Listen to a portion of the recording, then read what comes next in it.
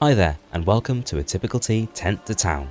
Today, we move into the second region of the Twin Lakes map with a view to build more than an unconventional town, as we set out to take each of the regions from the settlers' camps all the way to the large town settlement stage. So, without further ado, relax with me as we grow our second region, Typical T Town. So, first things first, we need to get down our tents, otherwise we can't very well do a tent to town now, can we?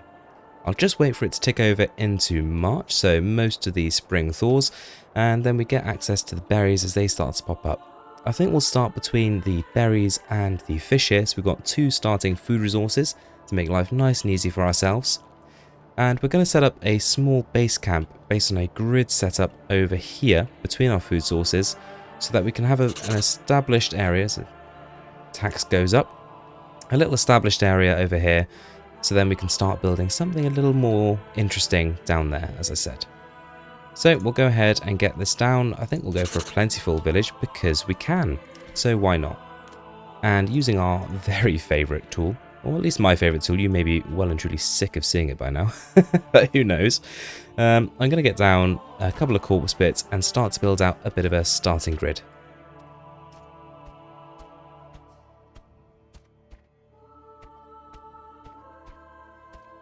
Okay, so with a bit of an initial grid down on the ground, oh, missed off a corner there, how silly of me. My ire is sufficiently stoked from all the micro-clicking, from the fact that the developers have yet to implement any kind of mass delete.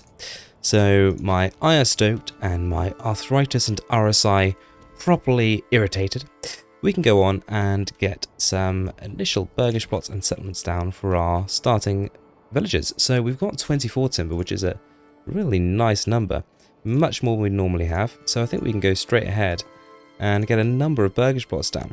So I think we'll go for we could go for a fairly standard build like that. I wonder if we can do anything building on the angle to make better use of the space, because obviously rectangles aren't the best necessarily. What if we were to split this diagonally, like that? Diagonally, not diagonally. Important distinction, as I'm sure we all know. I don't think there's going to be an easy way to split this. So I think we'll stick with a nice linear approach for now. And I think we'll make this into one burgage plot, because we want a reasonable sized extension out of the rear. And we'll build a number of these across. So we might as well build 4 initial ones there, and maybe even get straight on with a few more here, so that we've got enough for our starting settlers to all move into, to make them nice and happy. We are of course going to need to get a granary and a storehouse down, and maybe we'll do that in a central area. If we're going to expand up this way a little bit and out to the side potentially to get to the clay, maybe this square here, this larger square we've left open for our initial starting settlement to fit within, where our tents are, might not be a bad place to get down a granary and storehouse. So we'll get those down there, and of course we are going to need to get a new source of timber, so we'll make sure we get down a logging camp which will fit in there for the time being. The nice thing about using the corpse bit as a measuring tool is that it's a fairly standard size square, so lots of the other square buildings do fit quite nicely inside of it. Water. Ain't no water nearby. That's rather irritating. It's quite a large section of the map to not have water. Good grief. I mean, I can see some, but apparently that water doesn't count.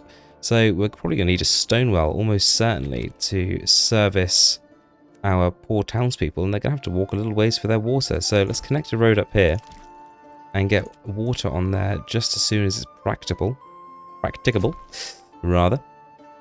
Pop that down there, and of course right away we're going to want to get the oxen moved, his hitching post.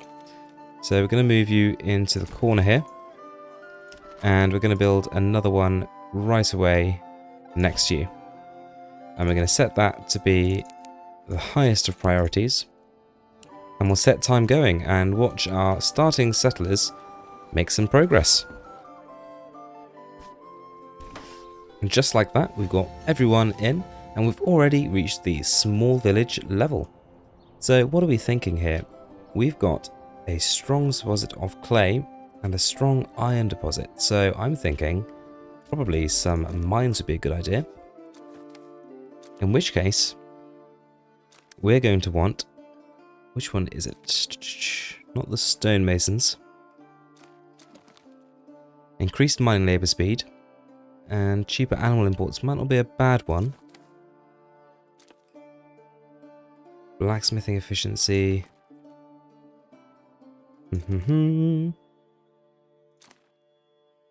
Okay. Well, I think... improved mine integrity and improved mining import discounts. So we could go for the Nuremberg prosecutors and make a good deal of armour, and we're going to get plus 20% on exporting armour. So that seems like a good one to me. So we're going to be doing a lot of mining. So improved mine integrity plus 30% is going to be well appreciated. And then we can use the armour as our primary source of financial support here. So we'll go ahead and assign that one. Let's get a couple of workers at the logging camp right away. And I think it'd be a good idea. Well is under construction, so that's okay. Of course, the next most important thing is going to be for us to get some food coming in. So to that end, let's get ourselves down a forager's hut, which we'll pop just here. And we'll also get down a fishery. Fisherman's hut. And we'll pop that down just on the outskirts here for the time being.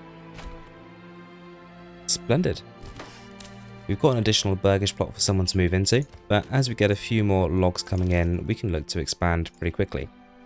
Let's get a woodcutter's lodge down here as well. We'll pop that in the corner there.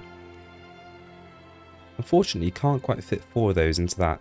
That'd be quite a nice way of splitting everything up. Never mind. We'll get the forager's hut active. And with 5 timber, we'll get a few more burgage plots set up. 2 more of these ones here. Good stuff. Marketplace is going to go in the center square. Maybe here would be a good place.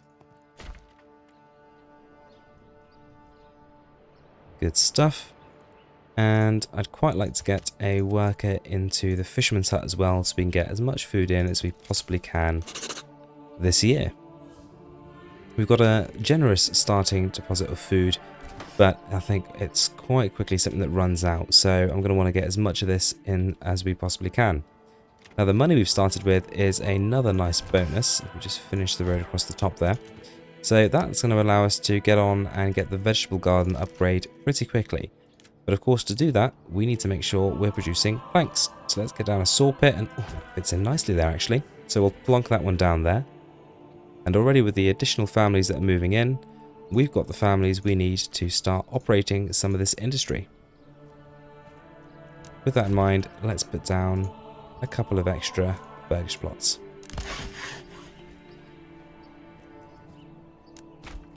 And we'll get someone working at the saw pit right away. We'll set a production limit of 30 planks for the time being, and we don't want to be going below 10 timbers. Woodcutter's Lodge will get someone working there. And just wait for someone else to move in to take up the unassigned families role. And there we have our additional family moving in so they can get back to working on construction. And there we have the first few burgage plots going up. Now, do we have stone? We do, it's all the way over there, but we are going to want to start gathering that in. So we'll get a stone gatherer's camp, which we'll just put down here temporarily. Now, I wouldn't be surprised if that well is out of reach for some of our peoples. So let's upgrade that to a stone well pretty much right away. And then upgrading our granary and our storehouse is going to be a priority as well. Let's get a family working down at the stone gathering camp. And upgrade the storehouse. Let's unassign a family from the logging camp and get someone working at the storehouse so we can get a stall set up. That way we can start catering to one of the burgage plot's other needs other than water, which is going to be fuels. And it looks like we still need to get that stone well constructed, and hopefully that is going to reach our burgage plot over there. Just on the off chance that it's a slightly shorter route, we'll connect this road down to the King's Road here. And we'll soon find out if that's reaching over here. No sign of it yet. We'll hold ourselves with bated breath. It may just be because they haven't moved in. And yeah, that burgage plot has water, so I'm guessing those ones down there will as well. Let's build some vegetable extensions. We'll go for 6 of these, I think, to start with. 1, 2, 3, 4, 5, and then 6. And then with the other ones, I'd quite like to get some orchards set up fairly early on, because they're going to take a fair while to grow. And potentially that'll abate a bottleneck a little bit later on in the game. It's quite expensive given the amount of regional wealth we have, but I am going to get one planted up initially so that we do have some additional food coming in. I'm also going to get a additional forager to help get some of those berries in. Now it would be a good thing, I think, to start getting a resource that we can export, and that resource for us here initially is going to be the clay, because it's a little ways away to the iron, so we'll be doing that a bit later on. Now we're going to need a mining pit, and I'd like this to be a fairly efficient layout, so I might delete this road for a minute and take a second to try and place these as well as I can, so we can maximize the number we can get on here. So let's see if we can't get 2 at the top here. Like so. And then how far in do we need to come? Not enough goods. Okay. Well, we'll start with those 2 in any case then. And just build some nice neat roads off here to service them. And then we'll rebuild this road and connect them up to it. Like so. As a lovely starting point. Get those constructed, and then I think we'll move down to exporting clay and possibly onto roof tiles fairly early on. But probably clay initially, just to save on the couple of extra buildings we would need to start making tiles. One thing we are going to need though is the trading post. So let's see if we can't get this down somewhere nice and close to the King's Road. But probably on this section here, because that is the shortest distance from our storage facilities. So we'll pop it down there next to our stone well. Already we're running a little low on space, so let's go ahead and put some of these expansions in, so we don't need to build too many more burgage plots immediately, but we can make use of the additional space we already have. Good stuff, we've had a few more people move in. Let's get a family working down at the trading post, and why don't we order in a horse actually? Well, actually, that's going to take all of our money. That would be a terrible idea. Let's not make a terrible decision. And instead, let's make a good decision and build a few hitching posts here for the future horses we are going to buy in. And initially, let's get a trade set up. So how much is it going to cost us to establish clay? 10. And out of interest, how much would it cost us to establish roof tiles? Because that is a much higher value trade, I would imagine. Only 40. Let's get a roof tile export going. And we'll set that to export everything over, say, 15 to start with. And I wonder if we can afford clay as well. We can. So we'll establish a trade route for both. And we'll get rid of that when we've got more than 50. Let's get a family working at the mining pit. And we've got 5 months of food, as the wild berries do start to shrink, so hopefully we've got enough to see us through the winter. I imagine as well, yeah, they're now waiting at the fishing post. So let's reassign some of these families that we've got working in our food production industry and get them manning the granary, and also possibly manning the creation. Manning the creation doesn't make any sense whatsoever, does it? Oh well. Manning the clay furnace.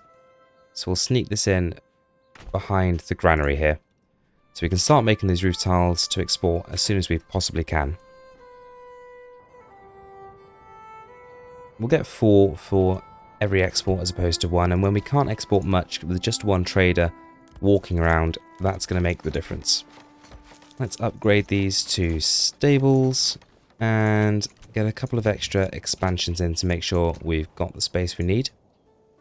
As we've got a spare family, tempted to put them into the logging camp, but I think actually we'll get them straight in the clay furnace as soon as construction's finished there.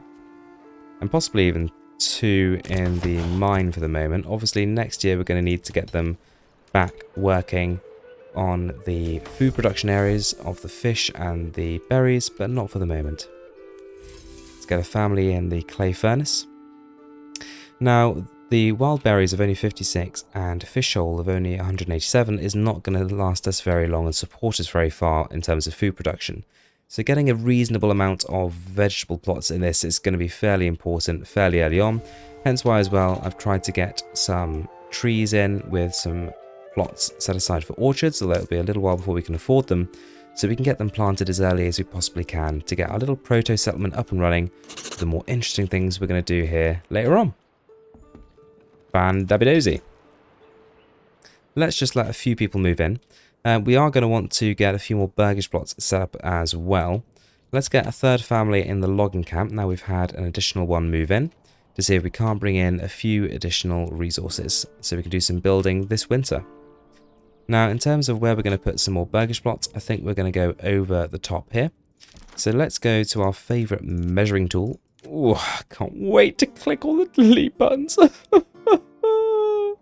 Anyway, sadness aside, let's lay out some additional corpse bits and some probably denser populated burgage plots, or maybe even some longer vegetable plots as we're a little bit closer to the edge here. What we could do actually is combine some of these together to make some larger square plots that we can then turn into some triangular plots for more efficient farming. So 2, 2, 2. Yeah, let's do that. Right. Time to put down some more corpse bits. Ugh, what a job. If you're enjoying the video and have the time, it would warm my tea if you could pop me a like, drop a comment with feedback, or subscribe. But regardless, thank you for joining me, and no, I appreciate you. So I think we might go for a bit of a hybrid setup here. So I'm going to have 2 rows of denser populated burgage plots for backyard extensions, such as pigs and goats, etc. And then these ones up here are going to be for 4 larger vegetable plots, hopefully built on the angle. We'll have to see how that goes, but we need a few more timber to come in first. And let's look at first our dense burgage plots down here. They're just large enough for an extension out the back. 1, 2, 3, 4, 5, 6, 7, 8, 9 in there. So we'll have 18 in total. It's grand. And then these top ones, I'm hoping we'll be able to build a nice triangular plot. It's not quite as good as I was hoping. What if we make that smaller? That's reasonable. We don't have an extension, but I don't mind that necessarily. We'll just check that it's not better from one of the other directions. Definitely not that one, that's for sure. And starting from this corner, coming down this way. Ah, much better. Okay, so that's the direction we're going to want to do it. In fact, let's go ahead and place that down right away. And then copy that on the other side. And that's pretty similar to the hex structure we've been using on some of my more regulated builds, shall we say. And we'll just put that on opposing corners each time to make sure that we're getting the same outcome and not something completely and wildly different. So that's those there. And we haven't got quite enough timber to build the dense ones yet, but I'm not going to worry about that too much for the moment. We are down to 2 months of foodstuffs, and it is December, so that's a little bit worrying. Hopefully the carrots come up nice and early in spring, and that will see us through. We may, though, need to trade for some resources, although we are out of regional wealth. So we're going to have to wait for our traders to come back with something. So let's get some additional workers down there, so we can start bringing in some resources. And what we could do, actually... no, we can't set up the trade. I was thinking we potentially could trade with our existing settled region as a way of getting some additional food. But perhaps we won't need to do so. We'll have to wait and see. It is rather concerning. We may get a little bit hungry before things get better. But planning for things to get better, let's build some vegetable plots over here. Oof, running out of food. Such concern. It is a few months till we're going to get any food in. Oh dear. This is the problem when you've got tiny little starts with fish and berries. What I've probably done is I've gone and expanded our population too quickly for the amount of food that we have available to us. But there's not much to be done about it, unfortunately.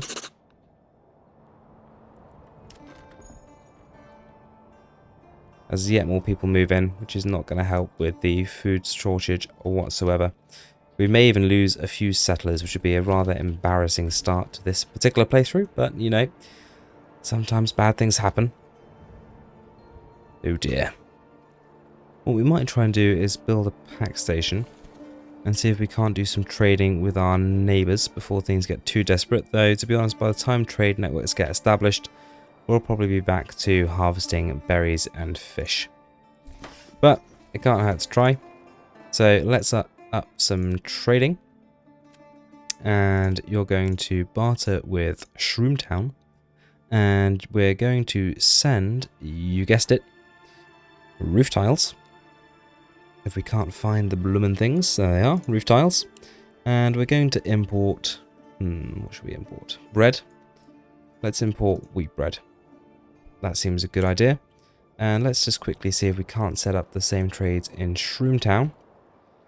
Just got them building some pack stations here. And you're going to barter with Schiffel. And we're going to send bread.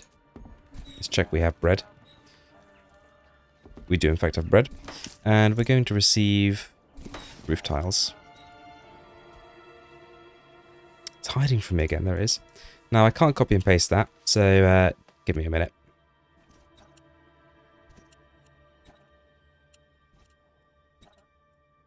Splendid. So we'll set that going, and hopefully that will save our necks.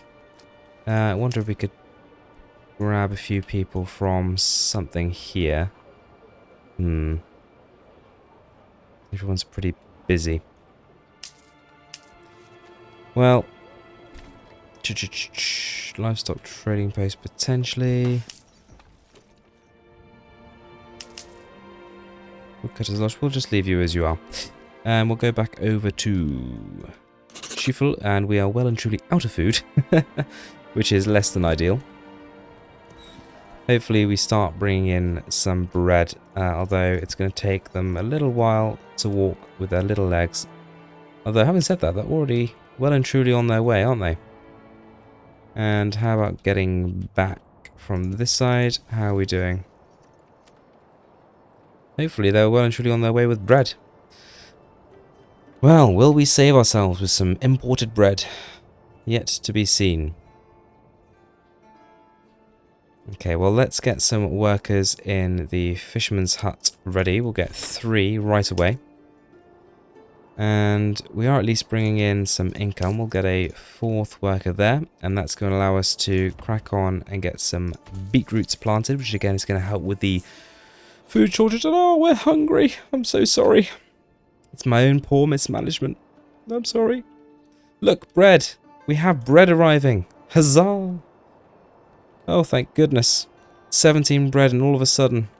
Come on. Say we've got food. Say we've got food. There's 21 food. Share the bread around, people. Share the bread around. You have food. It just needs to get to the granary, doesn't it? Come on.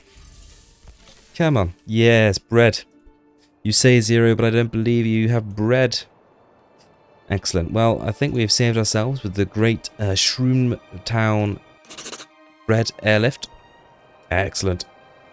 And once again, we're able to get back into our own food resources. So we've weathered the storm. I'm going to leave them trading in some bread for the time being, just to make sure that we've got a good, decent stockpile. And then I'll go and reassign those workers in Shroom Town as it is not called Shroomville, it's called Shroom Town, to get back to their jobs so they can do their own thing. I do not know why I'm doing a French accent. Let's move on. So we're not producing that many roof tiles at the moment, so that is going to hamper our own export here by trading it away. But I think, you know, needs must. We need food, and that is the simplest way to get it. And already we're up to 21 wheat bread. Can't decide if it's 2.1k. Is that because we keep flicking back between our stocks here and our stocks here? Quite possibly. Quite possibly. Oh well, not to worry. Let's get that set up as an extension there, and we've got 65 timber, so we can definitely press on and get our slightly denser populated burgage plots constructed here. So we'll build those there, and we'll also get on and build these next to it, because I do think we've got enough resources to do both at the same time. Only one family to execute on that though, so they're going to be a little while building those, but we'll watch them do their work in any case.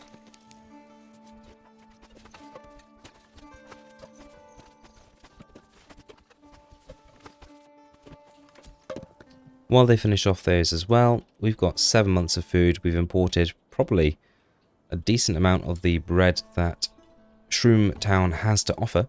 We've got carp coming in, and we should have a fair amount of berries as well. And before long, we've got 60 carrots, and we're going to have some beets as well. So I'm going to leave off on the pack station for the time being, and we'll head on over to Shroom Town and just take away the great pack airlift that we did.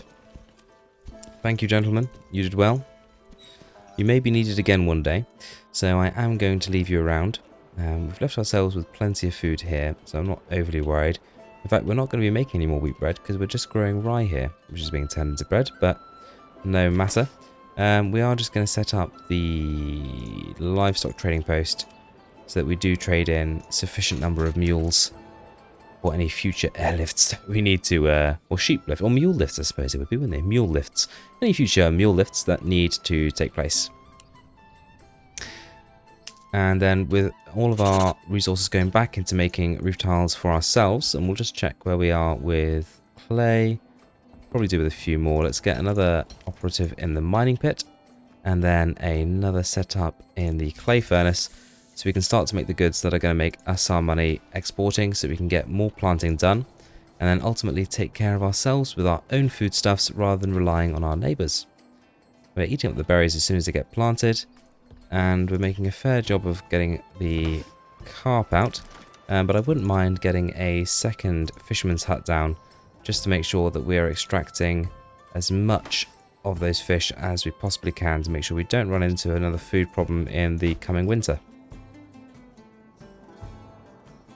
The last couple of this row of houses going together, and it's all looking very neat, organised and tidy, I must say. How are we doing with our markets? Pretty stretched, safe to say. So let's get our next two families and assign them to the granary and the storehouse to help alleviate that problem, and that seems to have done a pretty good job to start with. And we've got plenty of space for people to be moving in, so we don't need to be worrying about that at all. And hopefully we're getting a few more roof tiles, yeah, up to 28, so we should once again be exporting those away. Let's just check. Yeah, we've got water access up here, so all the way over there we're okay. Church is another thing we need to start thinking about, I suppose. And where are we going to build our church? Possibly over here, just to the side of our berries. It seems as good a place as any on the end of the main road here. So we'll pop that one down. And then maybe we'll connect this road here out to the King's Road and start fully integrating our little grid here. And we'll do the same with this road. Splendid, and that leaves a couple more spaces here for burgage plots potentially, and moving into this quarter here eventually, depending on how large we make this initial starting area. And we have really made a dent in the forest here, so I think it's definitely a good idea to get a few foresters huts, well, not there, but a few foresters huts put down so we can start to repair some of the damage that we've done to the forest. We'll get down 4, although they're not going to be manned for quite some time yet. We do need to get an additional worker on the fishing at some point too. So there's not going to be a great deal of availability for construction, that's for sure, to start with, unfortunately. But we're nearly up to +2 monthly migration as it is. And hopefully with the church, that'll be the additional amenity field that we need to get that underway. So we're very nearly at 60 regional wealth. Once we've got that, we'll go ahead and buy ourselves a horse here. And that horse should do... Oh, there we go. As I talk about it, we get it. So we'll order a horse in. And hopefully that horse will go a long way to providing us with some faster trade. So we can really start to make some money as we get more coming in again. Really start to get some progress towards having more money. And there we go. The church has just been finished. So everyone is ready for an upgrade. Now we have got 79 regional wealth after just making another sale. I wonder if that's enough to get cabbages. It's not, but I am going to go and plant some more carrots. I think that's a good use of the income while we wait another month for the trader to become available for another horse anyway.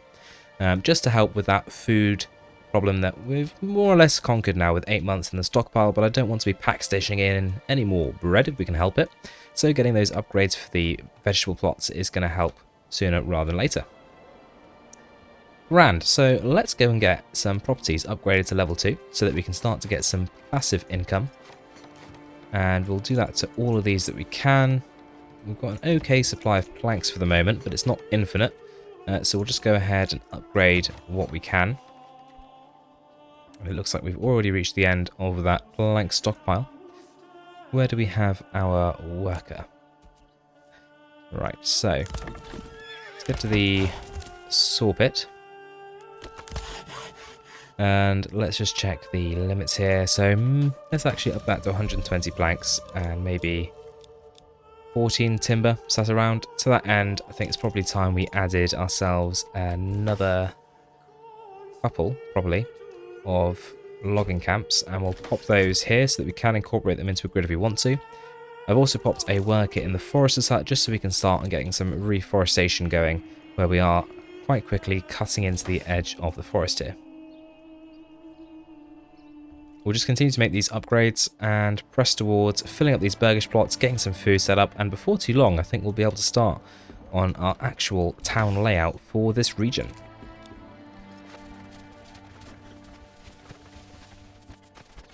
Good stuff, we've got those upgrades progressing at a fair rate of knots. We've had a couple of families move in as well, so that's all to the good.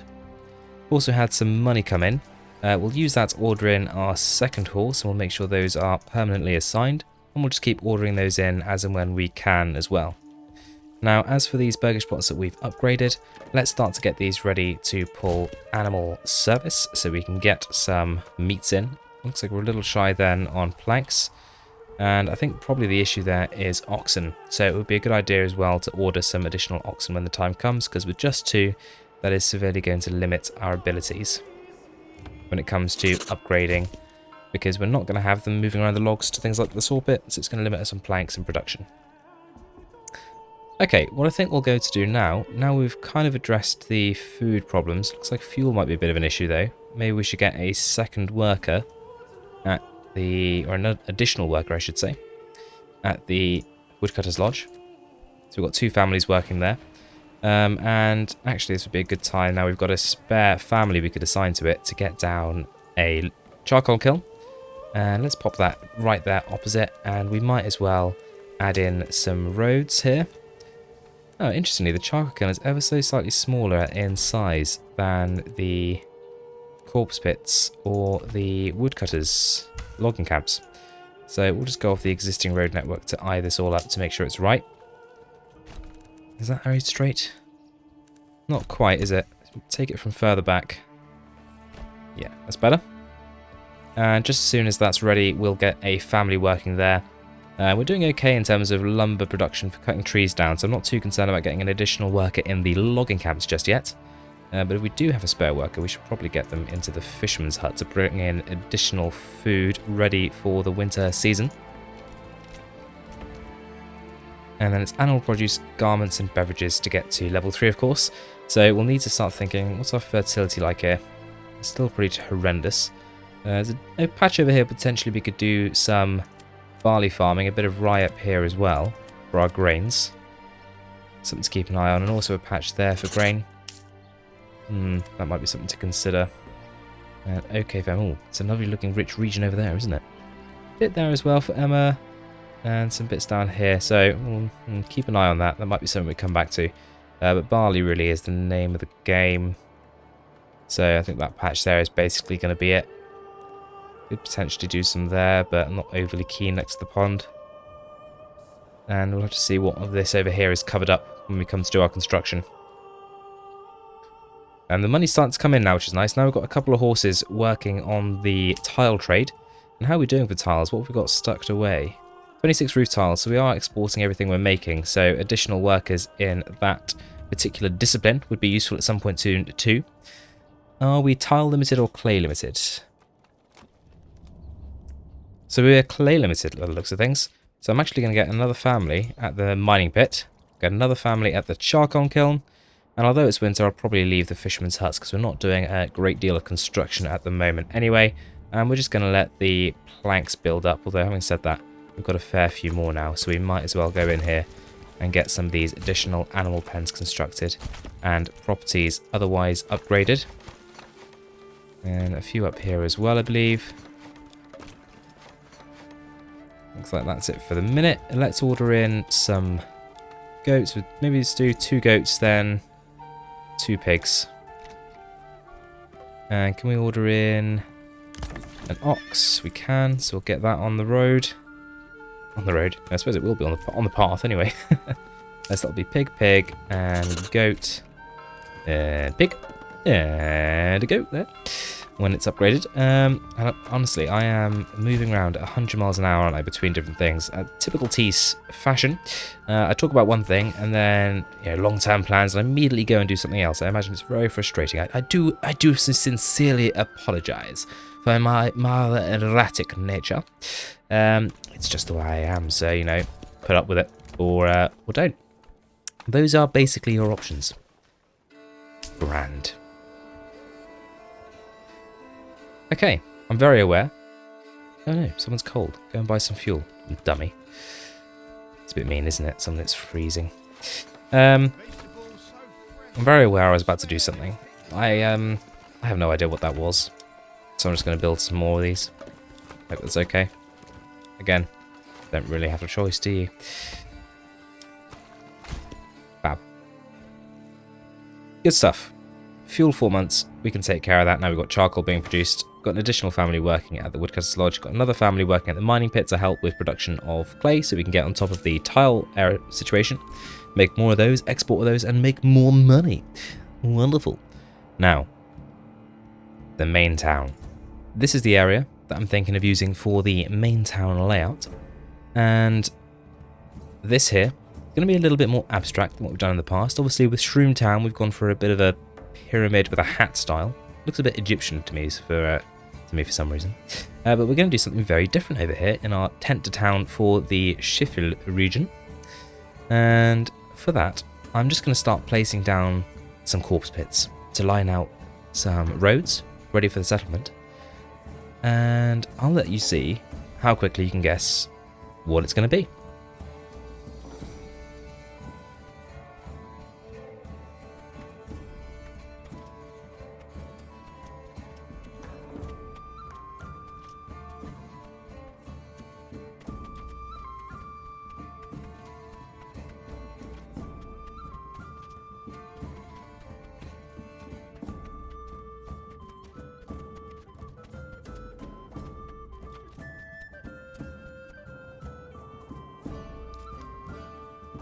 Well guys, no guesses, no prizes guessing. It was pretty obvious, wasn't it? From the moment I drew the letter T.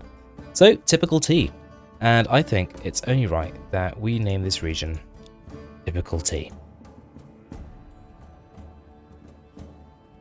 Because after all, that is what the region has stamped upon it. Typical T. Now, I'm going to go ahead and build some roads to road this all in. And the general idea I had for this is that each of the letters will contain housing or industry, whatever's needed. They'll have some connecting roads between them.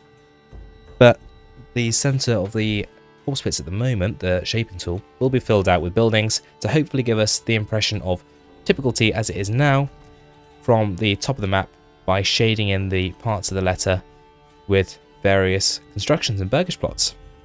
And I'm going to try not to put too much in between so we don't spoil the overall effect. I've not decided whether or not we'll put it in a box yet, maybe a slightly larger box, we'll have to wait and see. But without further ado, let's get in and do some totally not boring or RSI inducing road building.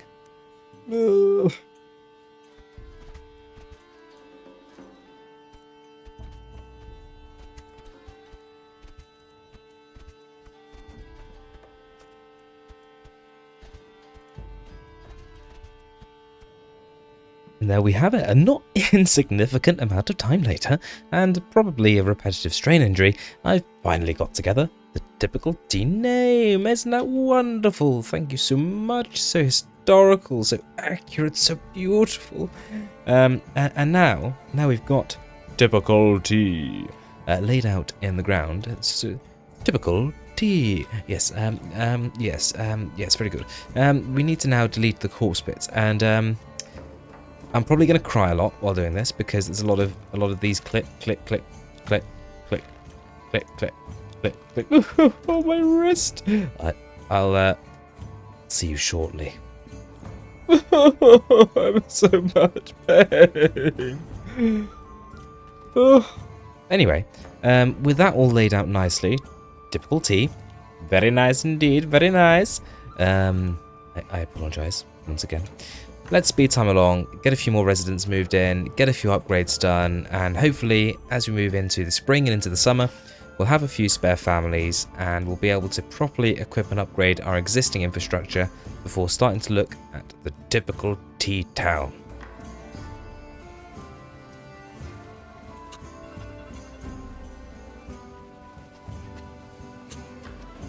More royal tax, it simply won't do. It simply won't do. 400 regional wealth. So let's go ahead and get down some more vegetables. So some carrots and beets along there. And then let's get some cabbages down the bottom. And oh, don't mind if I do apple it up. And quinces. Get our first 2 orchards planted. Still a reasonable amount of room for people to move into. So we've got 2 and 3. Let's get a third working at the fish. 28 roof tiles. Are we still bottlenecked on clay? Maybe a little bit. Let's get a third worker at the mining pit, and let's upgrade you. And with that additional worker, we've got 1 left that we can assign to somewhere. So where are we going to assign you, my friend? Why not to one of the forester's huts? I also set a working limit for these to sort of this area here to reforest where we want them to, rather than going elsewhere further afield. We've got 55 regional wealth, so why don't we make good use of our money and order ourselves an additional oxen. Yes, I think that's a splendid idea. Let's go down here, order an ox, and with that ox we should probably add some more hitching space near to the buildings that are actually using them. So that would be our logging camps. Can we squeeze 3 in here? Oh yes, we can, just about, I think, with still allowing space to build a parallel road up here. Ah, not quite. Oh well. I decree that I shall live. It'll be fine. We could get a couple of additional ones plopped in here, actually. Like so, and oh yes. Very nice. It probably wouldn't be a bad idea as well, I think, to get a few additional mining pits popped down. Let's see how many of these we can squeeze in here. So, 1 there. 2 there. Can't put 1 on the end. Get another 1 in here. Liz. Liz? No. What if we delete these 2? Put this one as far out to the side as we can. Do the same with this one. Deleting this road, if necessary. Come on. You know you want to. Oh, we can. Oh, yes. Yes, sir. I can place you. Did I just start singing? Better stop to that right now. Okay, well, we can't get another one down, but we have then got 5, which I think is plenty for the time being. So let's hook all these up to the road network. Just like so.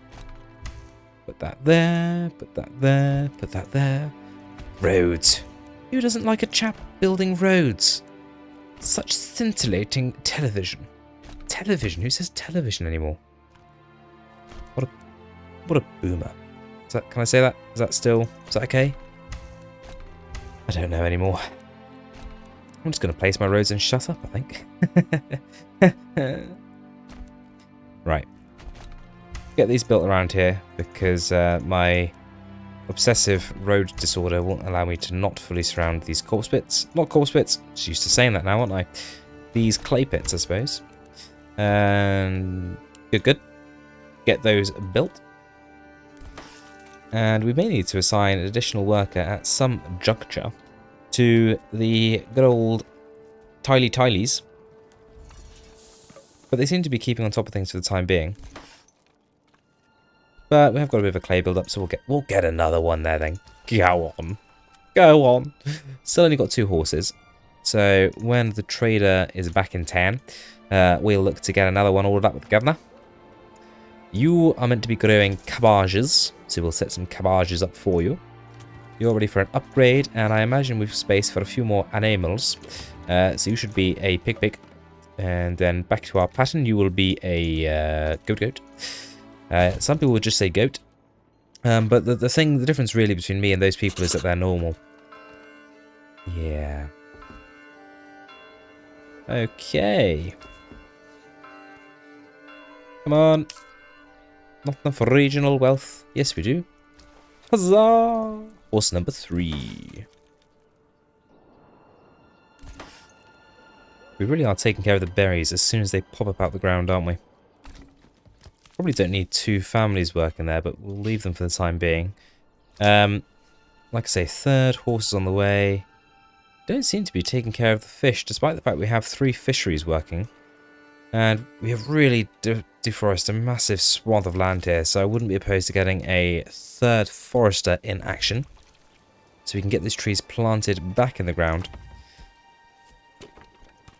Low on the old finances. So we've got 7 available living spaces. We've got some extra expansions we can put on, and some additional foods we need to passage to get seeds in the ground, etc. But we've got food for 9 months now, and fuel has settled up to 7 months. We've got a good source of money coming in as we get the tiles exported, and that's only growing as we get more families signed with horses so that we can trade more in one go. And once we're done buying up the various fields, etc. here with seeds and planting out the orchards, we'll be done spending money for the moment anyway. So I think we've done what we set out to do here in terms of building an initial starting camp that's self-sufficient, we're doing some trade, brings in some money, and is otherwise good for us to start looking at the main area over here. Now, what else would we need to upgrade these properties? So, like I said earlier, animal produce, so we're hopefully going to start taking care of that by getting the goats in, so some milk. We'll need garments, and we'll need beverages. Beverages we'll have to look at later, but actually maybe it wouldn't be a bad shout for the final thing we do over here before moving down here, is to get a sheep operation up and running. So we'll need to get a animal trader for such an endeavour. A livestock trader. And we just as well put you down here, I think, by the trading post. And then we'll get down a sheep farm. What can we maybe just up here? We're stamping on any fertility. We're stamping on some good rye fertility. What about in here? Or here? Here. That's a good place. We're all a smell. Good. Let's get down to business with a sheep farm, which we will locate in this lovely square here. And then we'll put a pasture following the King's Road, just so. Space for 103 apparently. But still only space for 100. So it looks like it is capped at 100. So we'll pop that down there, and we'll set a trade up once we've got the trading post to get a few sheep in so we can start breeding those in advance of getting the main settlement set up, which means hopefully by the time we have got a few people moving into the main settlement and we get going over here, that we have got some clothing, etc. to help with getting the properties upgraded to the next level. The money's really flowing in now, which is nice. Let's get another horse ordered, so that's all 4 of our horses. We'll keep ordering, I should say, not keep ordering oxen as we go, as we have the trader in town, so that we have plenty of oxen available for, again, the building that's going to be taking place down here. So let's set up a trade. We'll import maybe 10 sheep to get us started, and we'll get a family working at the new sheep farm also. And with that money we've got for seedlings, I think it's important we continue to get some of our orchards in the ground, because they're quite expensive and they take quite a long time to grow. And then we've still got these we can assign up here to additional vegetable production as we go. So, difficulty. How are we going to set you up? Well, like I said, we'll need some field space later. Possibly down here. Probably in here. Do we do that before or after accommodation here? I think probably after some accommodation. So with that in mind, we obviously need a way to get into each of these areas, each letter. So we're going to need to connect some roads together. How does it look if we draw a line all the way across the bottom here? Looks okay. Just looks like we've underlined. See, the eye doesn't quite line up there. Just look like we've just adjusted. I apologise for my lack of pronunciation, and shall try harder from now on. It looks like we've just underlined typical. So if we were to do the same to T, how doth you look? Still not too bad. And actually, what if? Oh, idea! We continue that road. Nicely lined up all the way to the edge. Can't do it. Bloomin' hill in the way, ain't there? Oh, bloomin' heck. What if we take a road just shy of the letters? Like so. Connect that up there like so, and across here also. And then replace this road so it starts in the correct location. Like so. How's that look? Well, I hate it. That line just spoils everything else. We are going to need a road. You do need to connect up to the road. There's no denying. No denying that is in fact the case. What if we just took a straight road here off the T? That's quite nice. I don't mind that. In that case, what if we were to continue that all the way down? And then key in this road here. And replace this all the way up. Oh, we just need to connect that as well. To the middle there. Okay, yeah, I don't mind that. I think because it lines up perfectly with the ends of the T's and it boxes it in, it doesn't look too bad. I'd even be tempted to take the A up.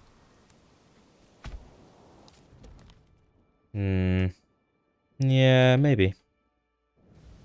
Or maybe... What if we put it on the angle? No. What if we carry it all the way across? Line that, because we all need to get over here to the rich iron node as well. And then line this up here. And then replace this bottom road. How's that look? Yeah, like that. It's just a text box, isn't it?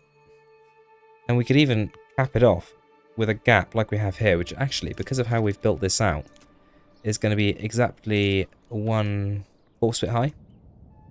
Is it? No, well, it's going to be less than that, actually, because it's a difference in the road, isn't there? How am I going to do this? Can we use a different building to space it? How about the trusty woodcutter's lodge? It's going to be about right, isn't it? Yeah, we can use it to judge it, at least. Don't think it's going to be anything closer. No. Okay, so take a second woodcutter's lodge over on the L. And then take a road about yay far across. About that much space there. Yes. And then try and match that up on this side. And then put this road all the way up. And do the same as we have been by deleting this and replacing it. On a long road. And then let's just replace the end of this because it doesn't look very good. How's that look? Oh yeah. Is that perfectly straight? I think it's good enough. I like. Typical like. Okay. Good stuff. Right then, let's get the governor in, shall we? Or I suppose should we connect this road up here? Does that detract? No. Not at all. Right, so we have ways in and ways out of the typical T words and letters. How are we up here? Order another oxen. Do we have 4 horses now? Splendid, enough for an apocalypse.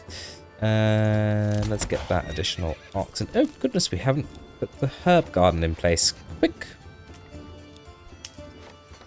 Quick, Giles! We must at once get the herb garden constructed. Very good.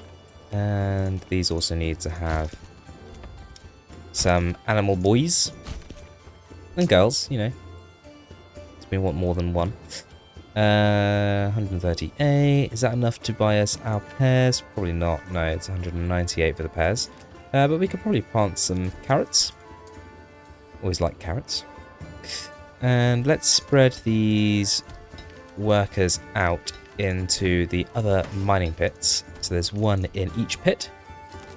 And a spare for... Oh, actually, no, let's not put another forestry in, because we are going to need some of these lads to go and work on construction down here. And 6 months on fuel, 13 on food. So food's taking care of itself quite nicely now, which is a positive. I do really want to get going down there, but at the same time, perhaps we should put the expansions on these living spaces to provide us with the additional workforce for construction. So we've got a few more families who are free, not assigned, and they then can help us with building our new properties. So we'll expand these as well, and they've got a fair bit of space to farm as well on their own burgage plots, as well as whatever job they end up doing, so it wouldn't hurt to have additional families in those roles there. So we'll wait for this to build up a little bit, finish upgrading these, buy out what we need in these, and once I've done that, we'll be back and we'll start building out typical tea. Alrighty, so we've got material, we've got food, we've got firewood and charcoal, and we've got supplies. Food for 24 months, fuel for 6. I'm sure fuel will pick up, it's just that there's not much forest at the moment, so they're walking quite a long way, and we've just got on top of a building maintenance shortage. We build a couple of little things here and there, some extra granaries and storehouses to deal with the supply. As you can see, granary supply is actually still an issue, so I might need to get an additional family working at the granary to try and take care of that problem, and maybe an additional one there as well. That rather does slim out the families we have assigned for construction, unfortunately. But no matter. Even with 2 workers, we'll be able to do a decent enough job, and then we'll add some more granary capacity a little bit later on, perhaps. It may even be worth us having a marketplace a little bit closer up here to this densely populated area. And then maybe the first thing we'll do, as he says we're going to move on to the typical sea sign, is we'll pull up another granary down here. Can we squeeze one in this? Oh, yes, very nice. Squeeze one in there. And then continue that road along to connection to the main one. Okay, now, typical tea. We're going to have to keep the granaries, etc. fairly low along the bottom, because this is the main road in and out, and the only way actually to access each of the individual letters. So I'm thinking a granary and storehouse probably in the eye is going to be a good idea. I think we will go for the granaries and storehouses in the eye, because they are still going to pop up as utilised building space. And then perhaps building market stalls next to them will add a little bit as well. but the rest will be mostly housing, I think. So the first thing we'll need to do then, like we said, is set up a granary and a storehouse, because unless we do that, we're not going to have any supply for any of our residents. We may even go as far as to put down multiple granaries and storehouses in here to supply the surrounding area. It could be we have a granary and storehouse per letter, actually. How would that work? Are they too big for that? No, we could do, or maybe every other letter, with the A, the E, and the T. Or the Y, the I, and the A. Y-I-A? Yeah. Let's do that, actually. So, we'll go for... Let's turn off snapping so we can get these packed in as tightly as we possibly can. So, we'll go for storehouse and granary next to each other. And then market stall space immediately behind those. I'm probably only going to have 3 workers at each of these. So, probably space for 6 stalls would be plenty. But it wouldn't hurt to have a few more spaces. We might as well fill up the space here. Okay, and then water-wise... Ooh, do we put water outside of the letters? Is that going to look odd? No, we can't possibly do that. I think we need to make ourselves a rule for this. I think everything needs to be inside of a letter. Yes, I like the sound of that. Okay, well in that case, maybe we don't extend this market stall all the way across. Let's get down the well first, put it there. And then we can fill in this space here for the market stall. Snapping off, please. Thank you. Might need to build down this way first. I do like you can turn snapping on part way through. Why is it so odd? Why are you so odd? 1, 2, 3, 4, 5, 6, 7. It is enough. If not ideal.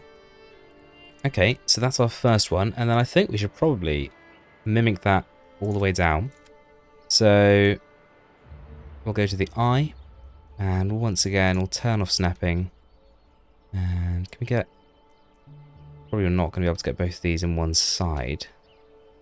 Could go for the centre, but I think the bottom road makes sense. So we'll put down granary there. Storehouse there. And then let's see if we can't fit water in here as well. No, not in this one. So that we're going to be limited on water as well. Probably stone wells will be necessary in that case. So we'll get another well over in A in a minute. That's fine. Still has some granary down. And then, of course, we need a market stall space, which I think we'll put here, potentially. Is that going to be big enough? Probably not, is it? No. Okay, in that case, we'll go this side. Too close to the bottom there, I think. No, you're just being weird. Why are you being weird? Stop being weird. Like, yep. Okay, looks like that's going to have to do. Repeat the process in A. And this one, let's go granary and storehouse both on the same side. And market stall filling in here. It's more like it. Why can't you be normal like A? Goodness sake. I. Ugh. Yes. Anyway. And then, yeah, bottom again. Because that's where the connecting road is. Storehouse. And a granary. And some fashion of the market stall. Let's go square, shall we? Square.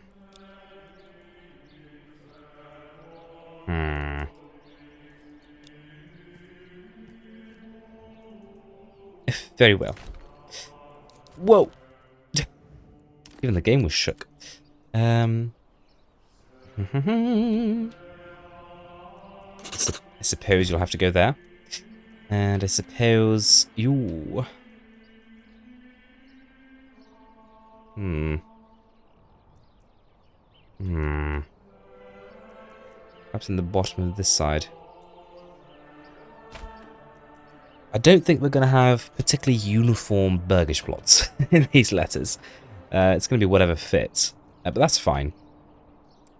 So we'll speed time along a little bit. We've got our initial plots popped down. That's where we need to get some of our infrastructure set up initially. And we can see the oxen making their way down the arduous routes to get to the typical T. We probably ought to build some more stables, actually. And we'll construct those maybe along the King's Road here. The idea being that they will be our stables to service the typical T, and probably some over here as well. So that we don't have to have too many stables actually within the typical T sign. Although we've got space for some industry down here potentially in this blank area. I suppose we could put a few more letters, couldn't we? Typical T is best. No, it's not going to fit, is it? Never mind. Okay. Let's see how long it takes the workers to come and build these. I imagine it's not going to be 30 seconds because they are not taking a short path to get here. As close as our base camp is to the typical T logo, it's a little whiles away. And actually, it's ended up a bigger camp than I thought we would have. We've actually got 156 people ready to slave away on the monstrosity that will scar the land for all generations so they may remember the typical T. Yes. All shall know and fear the typical T and his arthritic hands. Shall we build those granaries? I think we should. With the first of our granaries built in the Y, let's go ahead and figure out how we're going to get some burgage plots in here. Definitely going to want snapping on for this. Okay, we could go something like that. I like the look of that. And can we just step that up and stop here halfway into the Y if we turn off snapping? Ooh, potentially. In fact, let's do the top here first, maybe. What happens if we just drag all the way down here? Horrible things is the answer. So we're not going to do that for shoresies. For shoresies. Okay, let's pop that there. So 2 doubles all. Okay, well, tish what it is. That's what we can fit. That's what we can fit. It's the same that way as well. So we'll build them like so. So close to 3, isn't it? But I actually get more people in that way. Not that it really matters. And then let's do some central ones maybe this way. Does it matter that they don't have road access? I'm going to go ahead and say yes it does. We probably can't do that. So let's try instead. Let's come to the midpoint here and drag it down. Okay, and we get 3 in there. Let's mimic that on this side. And the Y doth been filled. Look at that, it's outlined nicely. It's a shame where the market swords are that don't show up. Do they show up once they've got markets in them? Oh, they do, so that'll be fine. Very good. Right, now let's wait forever for them to be built, for people to get over here. And while we're waiting forever, let's order an ox. And then as soon as we get someone moving into this, the first thing we'll do is assign them to the granary and the storehouse so that we can start to get the supplies that we need. And upgrading that wouldn't be a bad idea either. Why don't we continue?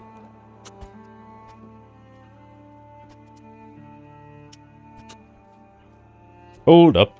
Somebody moved in. How do you have access to all those things? You're like a continent away from the nearest marketplace. What's wrong with you, man? I mean, I'm not really complaining. I shouldn't complain, should I? I should just upgrade them. But before I do upgrade them, let's go over to the peoples. Let's assign you to a granary. Yes, very good. And of course you can be upgraded, because pretty soon you're not going to have access to any of those goods. I'm pretty sure of it. Shall we continue?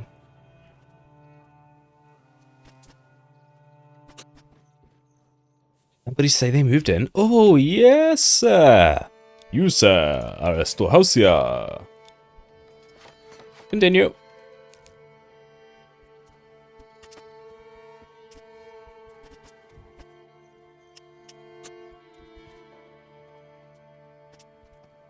I'll tell you what, that ain't half bad, is it? Your wire's pretty much full up there. Oh, and don't it look lovely from above with all those burgage plots? All very nice. Right, so I'm just having to think. We've got a couple more to upgrade here. We had a few more people moving. Now I'm thinking that they should probably go and work at the granary and storehouse just like their mates do. Get, you know, a good amount of supply going on. So we'll go to people and we'll assign you to very nice chaps. We'll send you down to the granary and to the storehouse there. And then I think what we'll do is we'll upgrade their granary and their storehouse so you've got lovely lots of space to put your things in.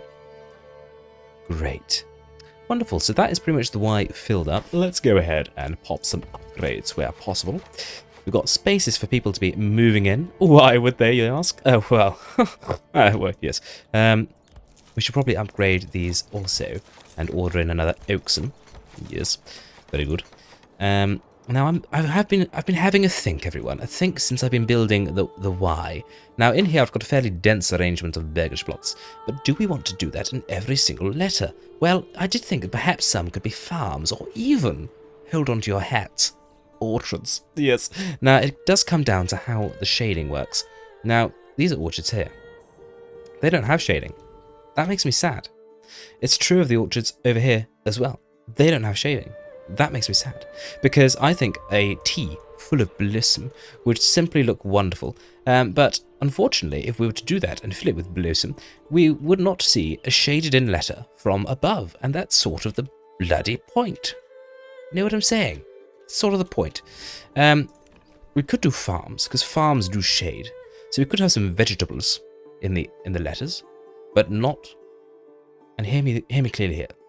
Not orchards. No.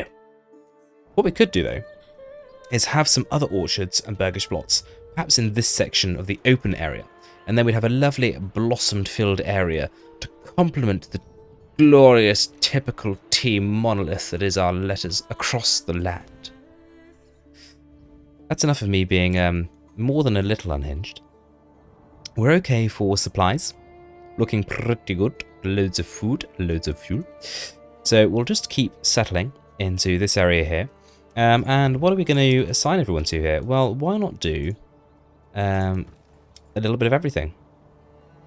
And eventually we may have some artisanal crafts here as well, because we are going to be mining up the iron in the ground, and we're going to turn that iron into some helms and breastplates and all sorts of goodies to sell on the market. But for these ones up here who are a little way away from that, we're probably going to do something a little more domestic. Now I'm thinking animal pens, or several. Perhaps that one too. And maybe you also. And for you, you could be some sort of chicken-based burgage plot. How about that? How about you too? You could also be some sort of chicken-based burgage plot, and you even. Perhaps even you. And then you two could be animal pens. Oh dear. I do believe I've had rather too much caffeine. I do apologise, everyone. The relaxing long play has turned a little bit more into listen to the increasingly unhinged man who builds roads. Maybe that should have been the channel name. Unhinged man builds roads. I mean, it's certainly a good descriptor. Perhaps I ought to update the description of my channel. It would be more accurate than what I currently have, which is just a typical chap drinking typical tea. But you know, I do also do those things, and I am also a fairly typical chap. I'd like to think anyway. Let me know what you think, or actually please don't, because unless you're nice. If you're nice, let me know what you think. If you're feeling a tad mean, then go away, have a cup of tea, think about it, and if you still want to say it when you come back, then I suppose you can. But you know, be nice. Be nice, friends. Right. I would make another Y joke, but I fear you would all just leave immediately. So why don't we look at filling up? Oh, I just did it accidentally, didn't I? I'm so sorry. We have a storehouse and a granary down in the E. We don't have them constructed yet in the I or A, so perhaps E ought to be the next area we expound into. Now, could this perhaps be somewhere we look to put a burgage with some sort of farm. Can we fill the whole thing? No, because the game's being mean. But we probably could fill most of it. What if we come from this side? What sort of plottage can we do? What sort of plottage is available to us? What about like that? Okay. Never mind the farm. I'm a fan. But as much as I am a fan, I do want to make better use of space than that. So what's the smallest we can get away with where we are getting extensions on the rear? That size there. Does that take us all the way up to the inside of the... nearly. So we'll go with that. And then we'll do something similar here. Potential. Could do a diagi. But I think I'd rather not. Let's do that instead. Oh, do we? Can we go... Is there more space this way? Can we get 3 in? Yes. Tippy-like very much. And then one final burgage. A couple of burgage plots. And burgage. Ah, so exciting. We'll get to buying some animals for them in a minute. For now, let's watch the E take shape.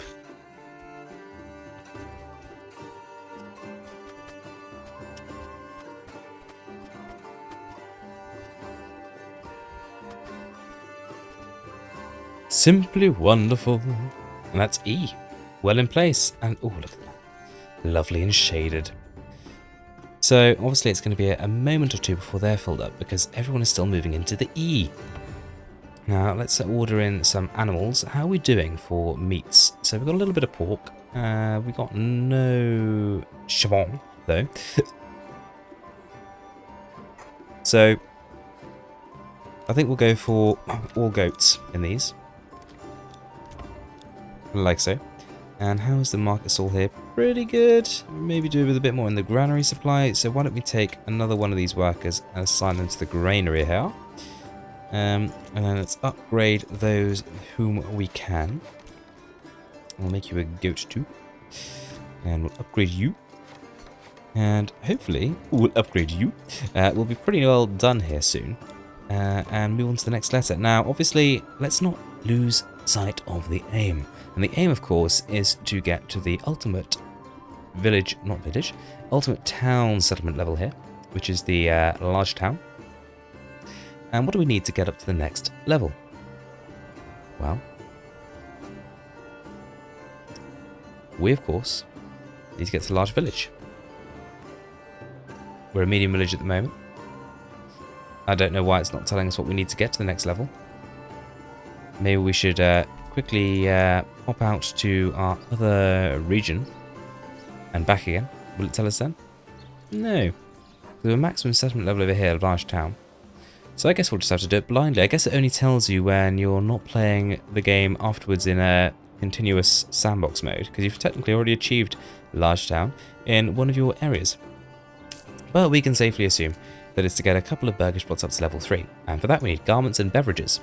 Beverages we don't have access to immediately though. We may just buy some in from the open market, because we are going to have some fairly good income coming in. We've already got a bit from our roof tiles, and let's just check where our bottleneck is for roof tiles. It may actually be on the production of tiles itself. So let's go with another family, a fourth family at the clay furnace, to see if we can't produce a few more tiles for sale, while it is that we aren't quite set up yet on the old miney front. Now let's upgrade the rest of these as well to deep pits, because we've exhausted the surface deposit there. I did put 2 up to deep mines previously. And how are we doing with the replanting? It looks like we've got lots of young trees here, so that's a positive sign. Obviously food and fuel is still looking good. Yes. But as I was saying, we need clothing. Now we have got a bit of a sheep thing going on here. Oh, good, up to 59 sheep already. How much wool do we have? Hello, we need wool. 246, very nice. And then we need some kind of a weavier. some sort of weavier to put it all together into some sort of clothing. And also a burgage plot whence they can sew it. Now, we could put some pastures, actually, for sheep in between the writing. That'd be cool, wouldn't it? Sheep roaming between the letters. I like the idea of that very much. So that means getting a sheep, not a sheep, a weaver's workshop somewhere. And I wonder if we try and get it in one of our letters, because it does indeed count as shading. Maybe, because we've got every other letter has the granary and storehouse, maybe they can be our primary accommodation letters, and then maybe in the others we can get a little bit of industry as well as accommodation. So maybe in the P here we can get a weaver down. We'll put them in the main road, maybe even get 2. Not enough goods, good heavens! We're out of timber. Goodness gracious, I didn't believe the day would come. I wonder if we should start some local logging operations. That sounds like a good idea. Because of course there's a lot of trees here and they're clearing outside of the letters. So why don't we get one positioned right in the P to start with. And we'll get that operational just as soon as we can. For the time being, they've got a few upgrades to make there. Now, we've got the granary and storehouses being constructed. Those are still going. Imagine that means... yeah, okay. Alright, well, 18 living spaces available. We are at 82% approval. We're admired. Thank you very much. So we are +2 monthly migration. That's the important thing there. Which, of course, means we get a few more people moving in. So we should start moving along fairly swimmingly. Great, and we'll get some local workers at the logging camp and the weaver's workshop immediately. We've got enough that we can get quite a few working there, and we'll just double check that these are locals. Don't like the look of that line over there. Hopefully that doesn't mean... no, it's okay. One of them's just far off doing something, who knows what. Oh, weaver, transporting goods. Oh, good, he teleported over there. Very nice. Very efficient of him. Well done. Now, if you do know how to make gateways, could you please make a permanent one tying the two together? Just tie your weave off. That'd be grand. Now, hath everyone moved in? Do we have... ah, we do! Someone moving in down here. You, sir, shall be a granary worker. And your neighbour, when they move in, will be a storehouse worker. That's just the way the cookie crumbles. Got a few market stalls there now, so... oh, it does fill it nicely. Oh, it looks brilliant. It's better than my wildest dreams could have imagined. Ah, something satisfying about that, isn't there? Now, we're not going to fill the P for a while, because we need to get the logging camp out of there later on. But for now, we'll focus on getting the E nice and full up, and getting a few of these backyards accessible with a few extensions. So what I think we'll do is we'll get a few of the animal pens in these areas here. Now, you might be wondering, what accent is Typical T trying to do? And I'd have to be honest with you, and just say I don't know. It's the honest truth. It might have started as one thing and it definitely ended as a different. But what's life without a little bit of insanity? You may be familiar with a song. It's by a pretty well-known band called Queen. At least well-known over here. And it's I'm Going Slightly Mad. Now, I particularly like that song. I do feel every time I listen to it in passing years, it's slightly more true. And well, it is, isn't it? I think we all, as we get older, do just get slightly more mad, slightly more crazy with time. And I think getting older is embracing that. I imagine, you know, you have your midlife crisis and then you think, goodness, is this all there is? And this is getting a bit deep, isn't it? I should move on. Quickly, look at some people build some burgage plots in a game. That'll cheer us up. I'm also thinking, yes, that's right, I'm thinking, that perhaps we ought to get on with a bit of the old iron mining, because that money is really going to help us with bringing in what we need to get in ale and, you know, some good old alcohols. We also need to get a leather worker as well. Tannery up and running. We are starting to make yarn, but of course that's no good unless we have someone making the clothes. And that might as well be someone nearby. So why don't we take this burgage plot and slaughter your newly acquired goat in favour of a sewing needle. Oh, what a wonderful idea! Good, I'm glad you agree. Then down here, how many of the mining pits can we fit? Do I want to go on both sides of the road? I might have to. Why did you have to be here? Oh, why couldn't it have been somewhere else? Oh well. It is what it is. Let's get one there. One there, I'll take it, that's it. No, we can get 3. Oh, goody. And then how many can we get down the bottom? 2. Okay, so we can get 5. And how does that look on here? It's mostly covered by Mr. Miney Mine. Oh, that's good. It's very, very good. Makes typical happy. I'm typically happy about that.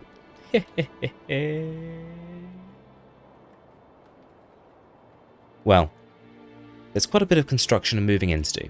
So why don't we take a quick aside, watch it come together, and we'll be back once we've got a few people moved in and a few of these burgage plots upgraded.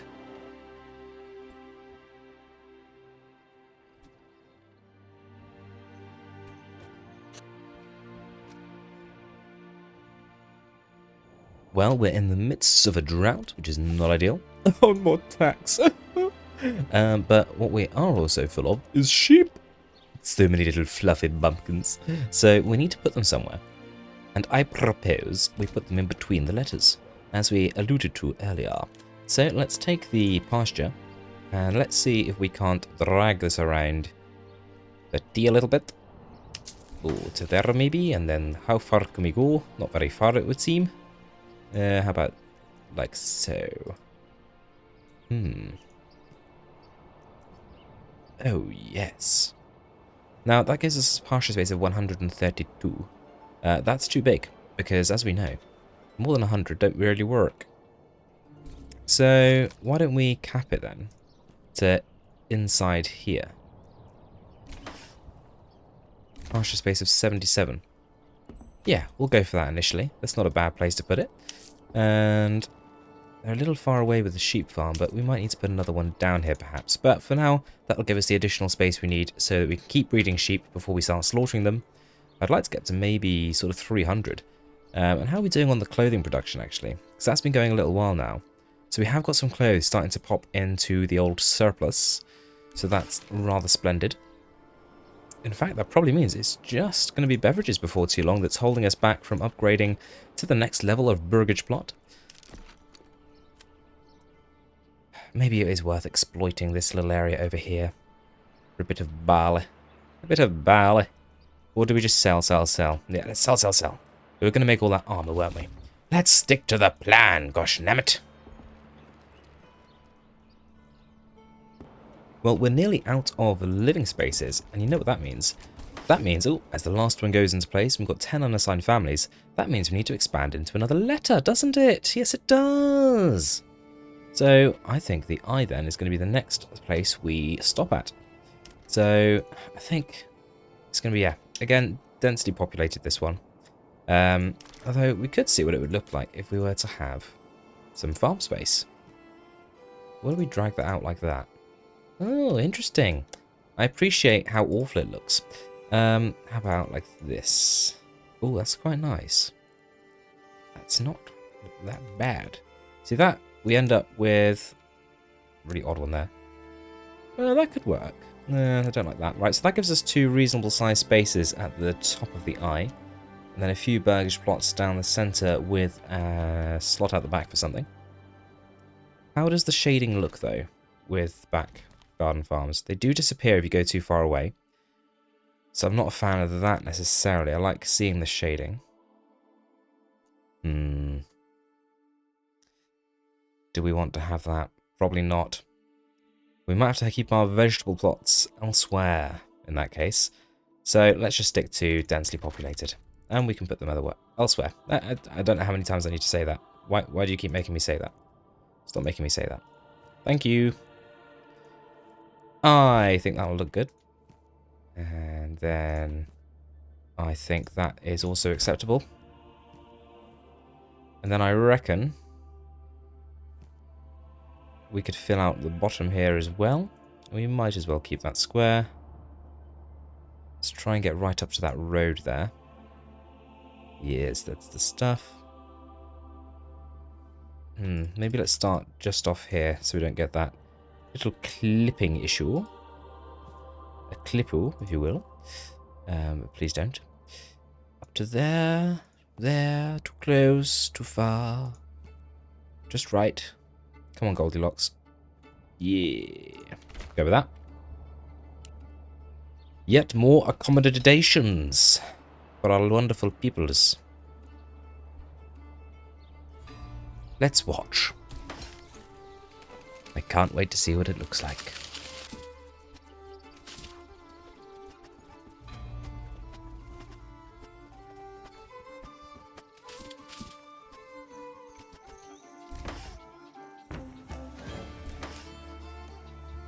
I say, good show. A whole bunch of new properties correctly assigned. Now let's make sure we get a granary worker immediately from the new fresh settler, and we'll also give you an upgrade straight away as well. Now, I think with 11 unassigned families, it might just be time to start thinking about taking advantage of the mining pits. Yes! So let's start assigning some workers. Now, everyone does live quite far away from here. I wonder actually if people living in the A are going to be the closest in terms of transit time. No, probably A. But I think we can get a few workers to start with anyway. So let's go and put down maybe a worker per pit to start with, because they are going to be travelling a fair ways. And then A may become a good place for us to add a little bit of industry perhaps, or maybe L. We'll go for the A. So let's head on down, and a couple of bloomeries. I think we're going to need 2 at the very least. So let's get a couple of these down. Where's the best place going to be to put these? Whoop, as we save the game. Maybe get 2 down just there. Maybe even 3. Ooh, yeah, 3. And our own smithy would be a good one to have as well. Pop that down in that corner there.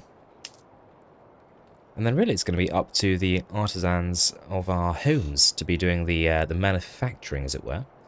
But we are going to need somewhere to store all that iron. So I wonder if we have a couple of storehouses here dedicated just to holding iron to be produced, iron ore rather, to be produced into iron. And then also then possibly iron for exporting, so they don't have to travel quite so far to drop off their resources. And then let's fill in the gaps with a couple of burgage plots, because we don't have any gaps left from above, because if we see gaps from above we don't fill out our letters, and that simply will not do. No, it won't do. We can't have it. I simply won't allow it. What a bizarre looking living space. I quite like it. Don't like how it leaves this corner free though.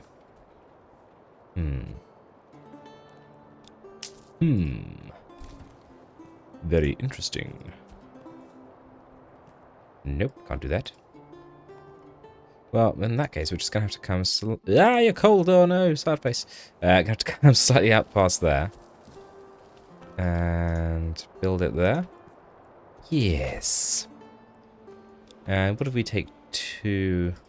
Nope, just... Game says no. Game says no. Okay, we'll stick to the same pattern then. Of taking one up off the end here. And coming just high enough that we can get a expansion in the rear. You always want to make sure you can get an expansion in the rear. It's no good if you can't expand your rear. Stop snapping. Gosh, damn it. Let's go there, there, there.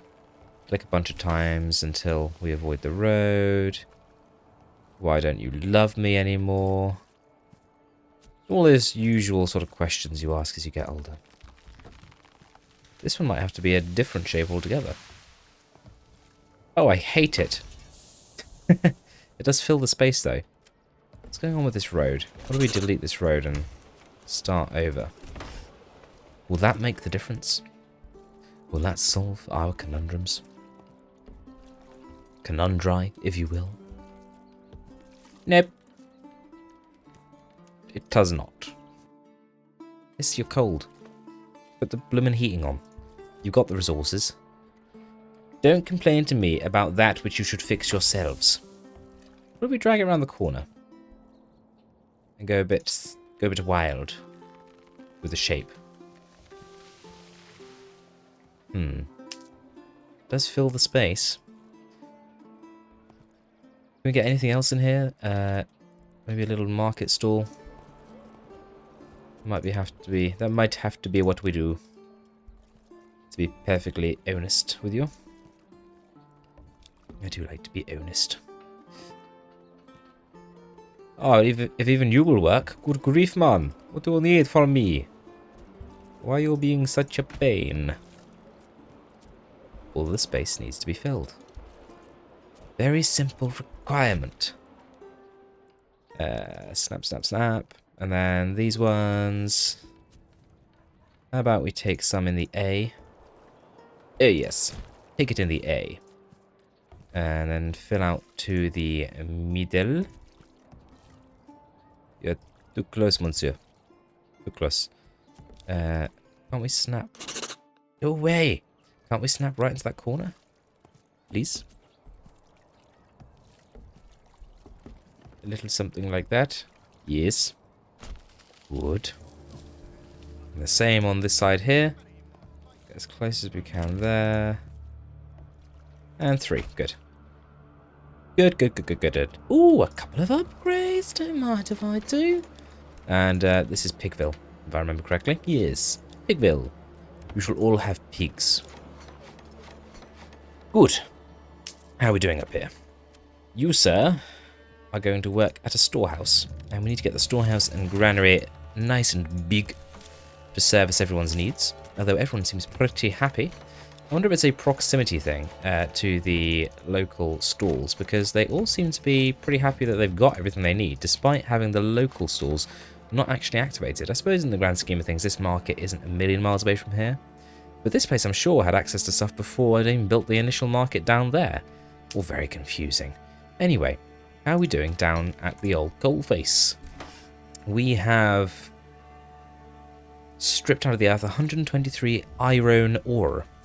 So let's send that to the bloomeries, where we will employ a couple of helpless families to turn it into some lovely iron for us. And eventually those families will probably be from these burgage plots here.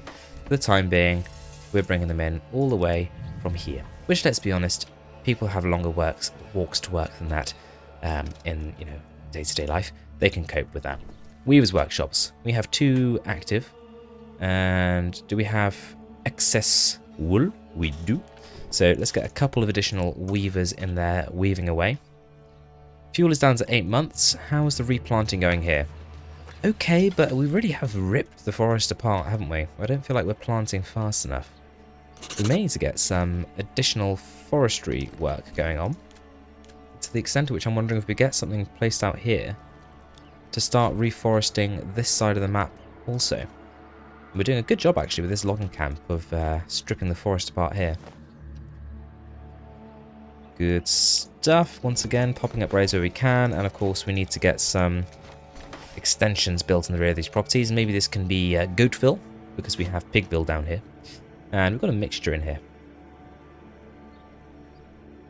I feel like we could definitely be producing more roof tiles as well, because, well, actually, we're really not enough pasture space again. 100 there.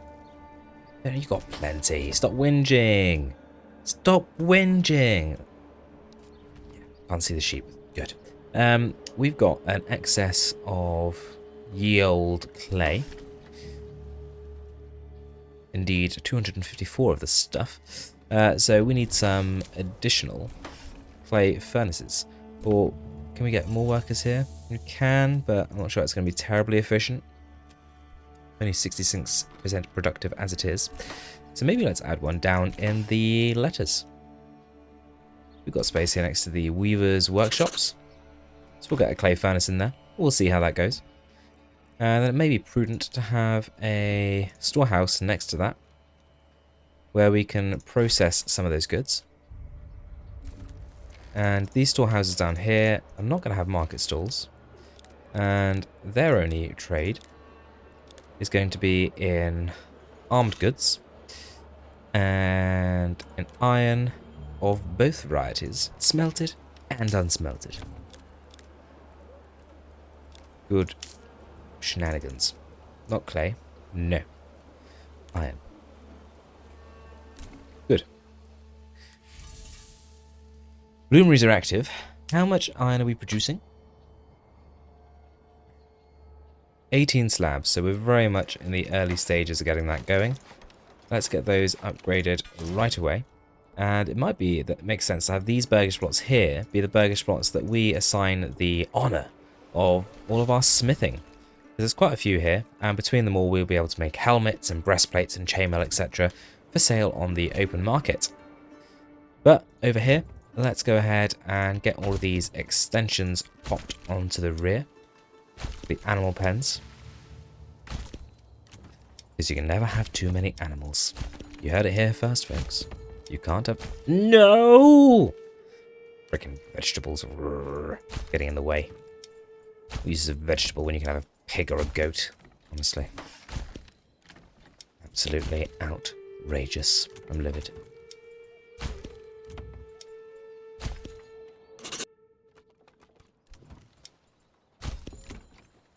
There we go. And once we're done with those, there'll be a number of upgrades to dole out across the area as well. Well, 13 available living spaces, plenty of space for people to be moving in. Let's get a worker here. Now, where do you live? Oh, good, you live nearby. That's fine then. So let's set up a limited work area for you, which is going to be absolutely massive, and it's going to encompass this space up here. But not as far down as the actual typical T name, because nothing is to spoil that grandeur. We got so much money. It's great. We need to start thinking about building a manor at some point. That would be good, wouldn't it? We're running out of trees in this region. I think we need to really get on top of this tree situation. So let's build a few more foresters' huts. And let's aim to forest up the whole area. No time to waste. Could almost get an additional fisher there. We don't seem to be taking full advantage of the fish. In fact, are you fishing at all? Why are you waiting? It's June. It's fish season. What's wrong with you? Are you broken? Praying and waiting and going home. You're all fired. You're all fired. Come on. If I rehire you, will you do your jobs? No. Okay. There should be no fisherman's huts here. Let's build some new fisherman's huts and see if that fixes the problem. How bizarre. Don't fish in June. Good grief. So lazy. And there's another forester's hut. We'll get a couple of people working there. And set up your area, which is going to be here, largely overlapping the first. And then we'll get a worker in here, and your job will be a smaller area down here. And maybe even move that a bit further down. There, for example. And we should probably address underneath the T. So maybe they're all going to exist in the T itself somewhere? Or you could be a temporary building outside of it, I suppose. I'm not sure how I feel about that, so I'm not going to do it just yet. Nope. Not going to do it. This is... you're kind of covered by you. Let's get a second worker there. And let's employ some workers at the new fisherman's huts. Oh, I see. You were all fine, it's just there was a fish per pond limit set. My bad, guys. Well, now you all live over here and it's going to take you forever to fish. You know, it's your own fault. I don't care. I don't give 2 hoots. In fact, I give less than 1 hoot. That's how little hootage I give. You're not meant to be vegetables, you swine. You're meant to be for swine. Yes. Alright, things are progressing quite nicely. I'm quite happy with how the typical tea is coming along.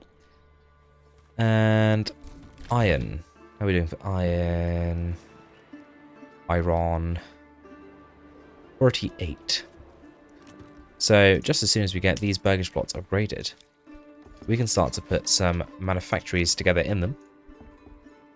Good stuff, good stuff. So people start moving in by the dozen. We're also going to need to think about probably moving into another letter as we do that, because we are definitely at +2 monthly migration, which is really impacting the number of people we have moving in, and the fuel situation, which is only going to get worse because we don't have no trees. So perhaps we're going to have to get a temporary woodcutter's lodge down here by the mining pits, and they can bring in hopefully enough firewood to tide us over. We may need a local jobby as well, turning it into charcoal.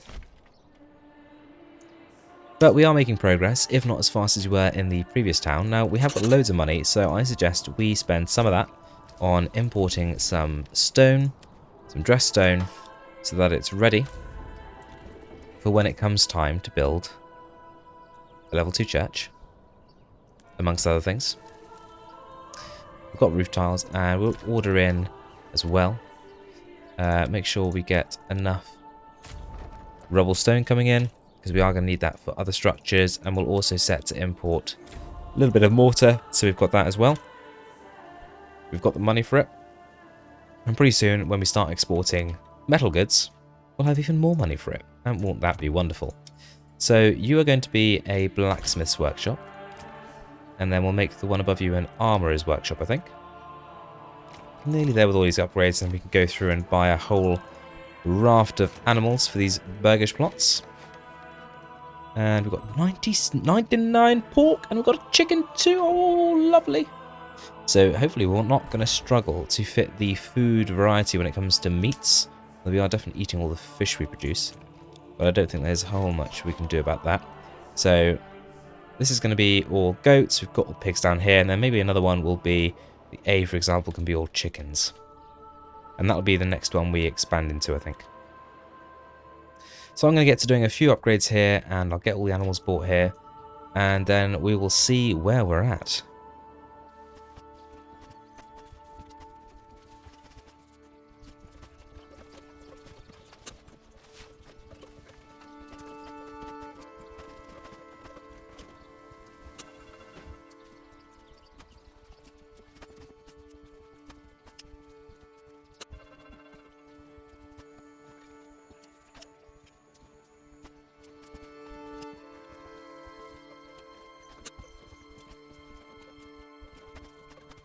Sweet, so that is all of the letters filled up nicely.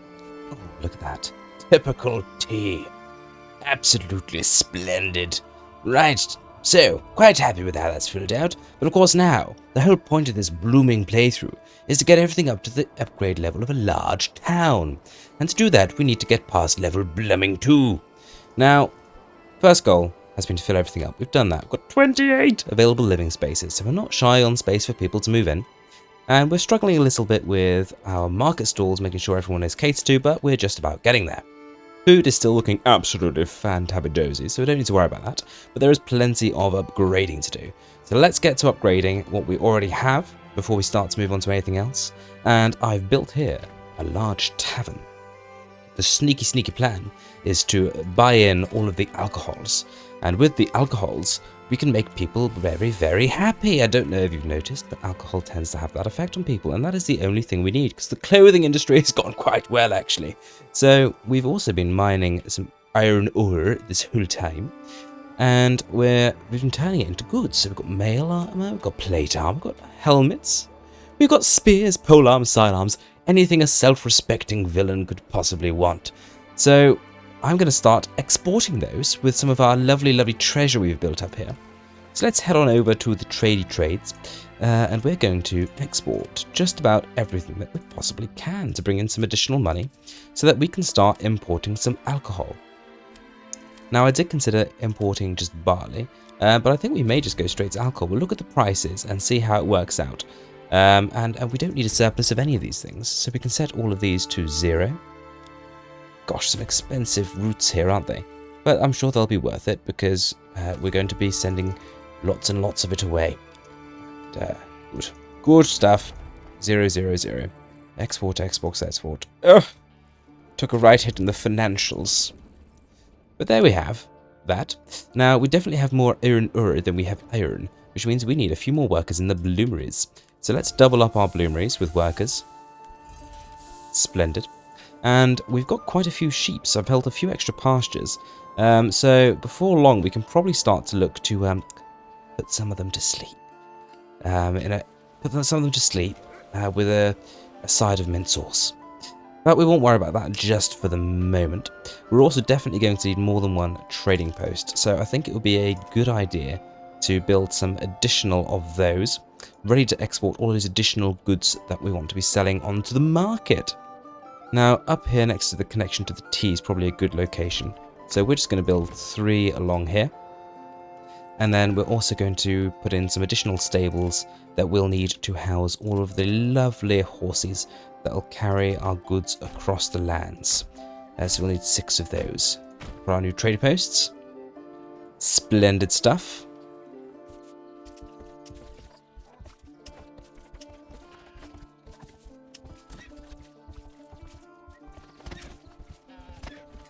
There we have it, a busy place to be here on this section of the King's Road. And let's pop on over to the livestock trader, and we want to increase the number of horses we have. 1, 2, 3, 4. Oh, 1, 2, 3, 4. Oh, 1, 2, 3, 4. 16. Very good. Very good indeed. Now, what are we looking at in terms of a trade cost? We assign all some horses for bringing in a direct source of the good stuff. 16. Oh.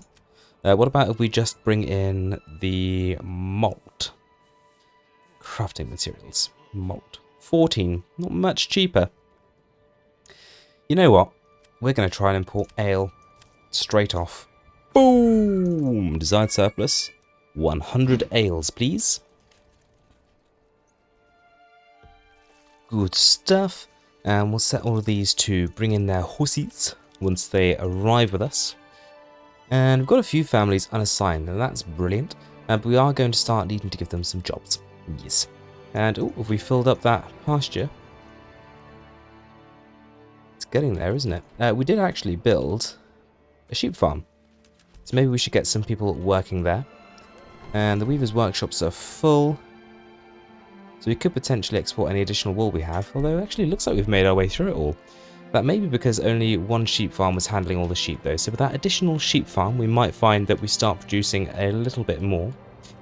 I can see production being a rather big issue, so I'm going to double down on the number of foresters that we have working, and probably get an additional few forestries placed down as well, so that we don't find ourselves completely barren of trees, which is actually the situation we are very nearly in at the moment. If we look at the composition, we're only 28% trees! And that, as you may well know for your biology lessons, is not enough trees. So we need to get some more. And to that level and aim, more forestries need to be built. So that's what we're going to do. And let's get on then and start doing some upgrades. There's no point getting the tavern open until we have brought in our level 2 upgrades. It's just going to be a waste of time. So let's get these rocking and rolling. Already then we're starting to run out of logs. Not the best start. There's quite a lot left to do and lots of extensions to build out the rear as well. But we do still have planks, so actually we can go ahead and build those extensions even if we don't have all of the necessary lumber. Now, how are we doing for food? So we've got lots of sausages, a little bit of chicken, not much in the way of chevron, so maybe it'd be a good idea to get some more goats going. We've got a reasonable amount of milk and eggs. So let's go for goats down here, and then maybe we'll go for some chickens up here, perhaps. So let's go and build some animal pens down hither. And we've quite quickly worked our way through that surplus as well.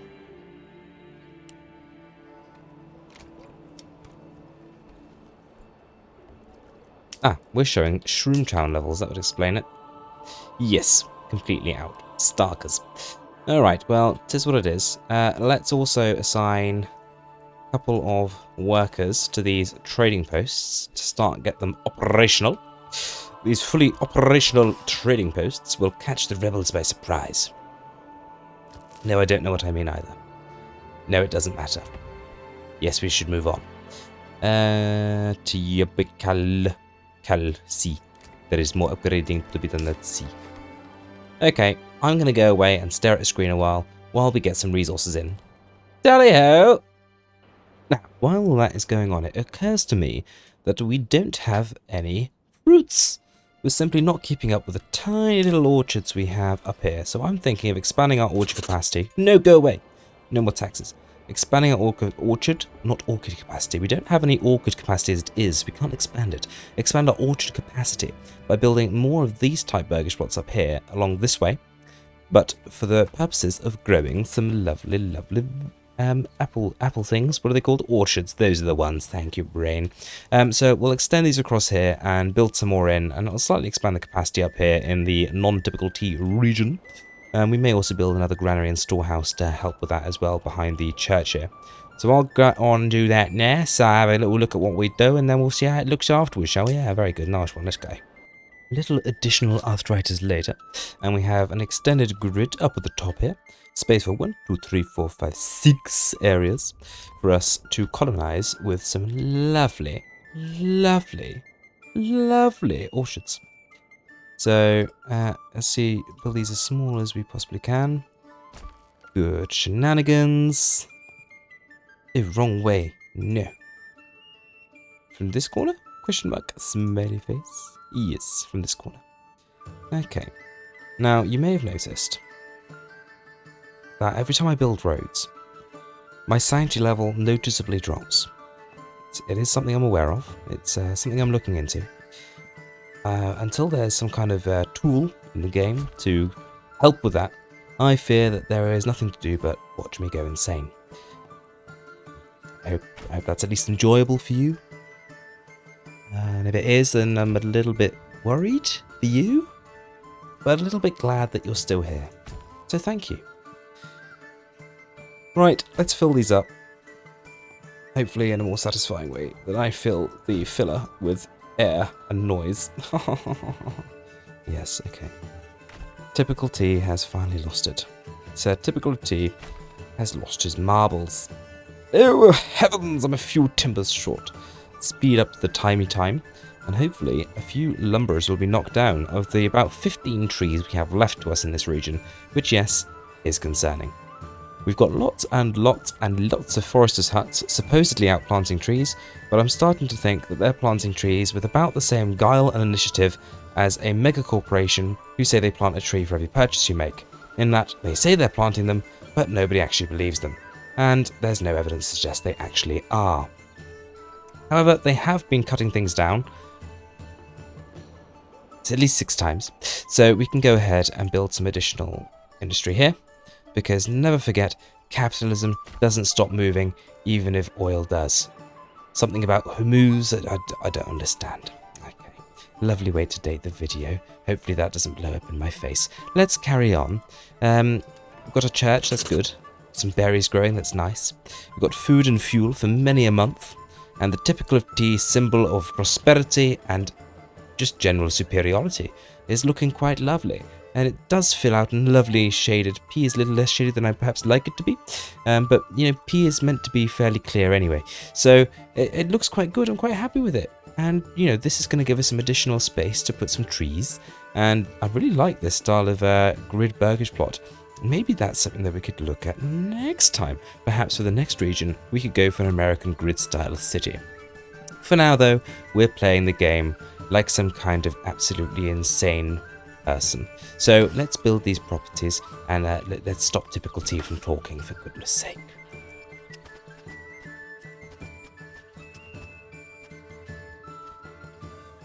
Good shenanigans, that's those built. So let's upgrade that well to a stone well so we can service everybody satisfactorily. And let's go ahead and spend some of the rather limited number of planks we have, although we have built up a little bit more, that's good, and put down some orchards and just try our hardest as we go through to not click the blooming vegetable plot button. Because if I do that, I'll be quite sad. Usually I do manage to click it at least once, no matter what other kind of burgage plot I'm trying to build. But we'll try and avoid it this time. It looks like we may have had some success in doing so. Wonderful. Now you. Get the last 4% done. I want to put down some blooming trees, mate. Now, 25 available living spaces. Might be a little while until we occupy those lovely new plots set aside for some orchards. But that is what it is. They will eventually provide for us, and that's the most important thing. Meanwhile, let's get some upgrades rolling over here. And actually, let's assign a few more people to this granary and storehouse. And look at that, we are starting to get on top of the supply and demand issues we've been having. So we'll upgrade those across there like so. Whack. Oh, we're out of timber again, Dovna. Someone get the gaffer, for goodness sake. You, sir, are meant to have a goat. How are we doing on the old plate armor and everything? So we're definitely exporting all of the armor we're making pretty effectively. We do have a lot of spears sat around, though. Did we have the spear export set up incorrectly? No. They're just taking a while to export, then I take it. And they're only worth 2 each. But we are bringing in a nice, healthy profit. The sheep continue to expand and to breed. We have quite a few here. We've got 239 lambs. Oh, it's going to be a good Easter next year. Anyway. Let's get some planting over here. Once they do finish all of these construction trucks, because then I can just do it all in one go, and that would be far preferable for me. We are also going to upgrade the storehouses and granaries here, as and when we can, because as always, we're running out of materials. We have got 8 months of fuel, but I'm worried that once the last tree is gone, what are we going to do? There's still some trees over here.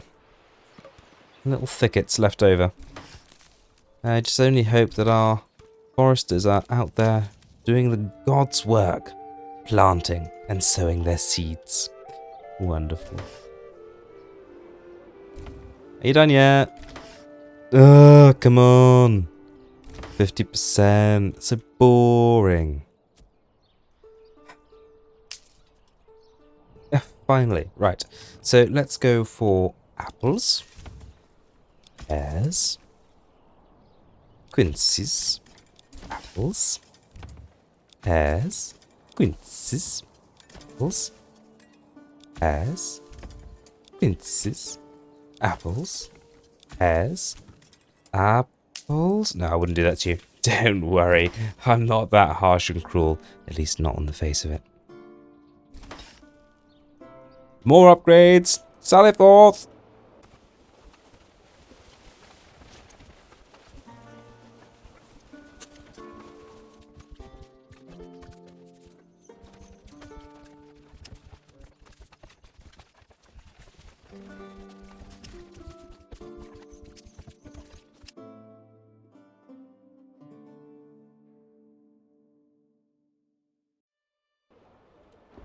So we built some industry in the bottom right here. I've been away. I've been a busy boy. So as you can see, typical tea is thriving. I have had to add quite the sprawl of industry down here, and I'm going to be honest with you, I don't love the way it looks. Half of me is tempted to strip it all out, get rid of the slums, and build a nice organized, organized with a grid system over here for more burgage plots. So we can move all of this industry and burgage down here, but to be honest, it serves a purpose, and doesn't really get in the way of spoiling the typical T sign. It may even be that we need to put a, why don't we put a road here, and kind of bookmark the end of the typical T sign. Maybe even it needs to be in line with the A here, because it's in line with the T at the start. Here. So typical T, box it off there. I don't hate it. Actually, that does kind of separate it from down here. But I do think this road needs to be separated from the A. I don't think it looks right having it right up against it. And it needs to be straight. That's the other thing it needs to be. How's that? Yeah, I'm happy with how that looks. I wouldn't mind this being a bolder line in between the two, or maybe even a double line. How would a double line look? What if we were to come off just a little bit and put a road next to that one there? Quite like that. It's almost like a little shelf for typical to sit on. And then if we were to delete this road, bring this down here, and then add another road, mimicking what we've done up there, just along the bottom here. So that it lines up. Oh dear, that doesn't line up, does it? So maybe let's do these. Yes. That's better.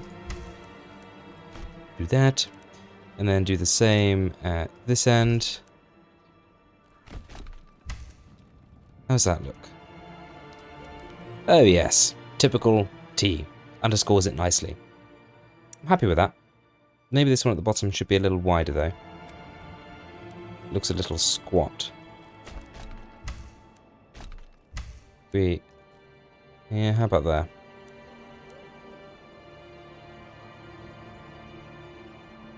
I need to make this a little longer as well. Try and mimic the line we did up there. How about that? That's much better. Very good. Very good indeed. Make sure those connect, which it looks like they do already. Okay, splendid. And that adds potentially a little shortcut in. You know, it does not as much a shortcut as it would if I connected those two there, but I refuse to do it. No. So that kind of goes some way to mitigating the absolute atrocity that is down here by Miney Boy. Now you see we've added quite a few burgage plots. We were struggling for firewood production, so the aim was to have some workers who are much, much closer to the areas where we were doing our manufacturing down here, and it seems to have done the trick, with resources now being taken care of nicely. We don't want you to have a food stall over there, no. A little bit stretched on the old granary supply chain, so I might just go around and add one worker in all of our granaries, because we do have a few spare workers, believe it or not. That's not going to be as efficient as adding new granaries, but we don't have much space to add new granaries. So that's not really an option, is it? No. Hopefully this will go some way to solving the problemo. One there, one there, one there, one there. Good. Not run out of people yet, although we are swiftly. And has that done anything for our granary capacity? Oh, yes, we do have a new granary down here as well. You can go and work there. Where's your stall? Ah, that's no good. Maybe... Yes, that's better. It has gone some way to alleviating the problems they're having by the looks. And we've got more people moving in down here as well, so they will be able to help out with the general construction needs we are soon going to have as we start upgrading to level 3. Now, we've also addressed the timber problem. We've got 200 timber and nearly 300 planks, so we actually have the resources we need to go ahead and start doing some building. And there has been some relatively successful reforestry work as well. Although we could do with some more up here, but for that we need another burgage plot or two, and we are going to have to go outside of our grid, unfortunately, to make it happen. But I thought about just filling this space here, and having some burgage plots like we have down in the kind of workers section that don't have any back gardens, and maybe even along this section here. We snap that to roads. Don't have any back gardens, and their sole purpose is to go and do their jobs. I don't think we need that many. We need just enough to work these forestries, basically. Which is going to be 3 double burgage plots, like so. Yeah, so we just need to make that a little squarer. A little bit like that. And those workers will service getting the rest of these foresters' huts up and running. Now, we have an absolute metric butt ton. I think that's the technical term, of regional wealth here. It's very exciting, lots of money, and we're using that to buy in a metric butt ton of ale. And I think it's soon time to start stocking up in our tavern. We may need more than one tavern. We'll have to see how we go on that. We have got this one here in the P for the moment. So hopefully, with a decent overstock and a large number of families, 3 families working there, it'll do us justice. If not, we may need to add a few extra taverns, and actually maybe this outside line and underneath would be a place that we could put some of those.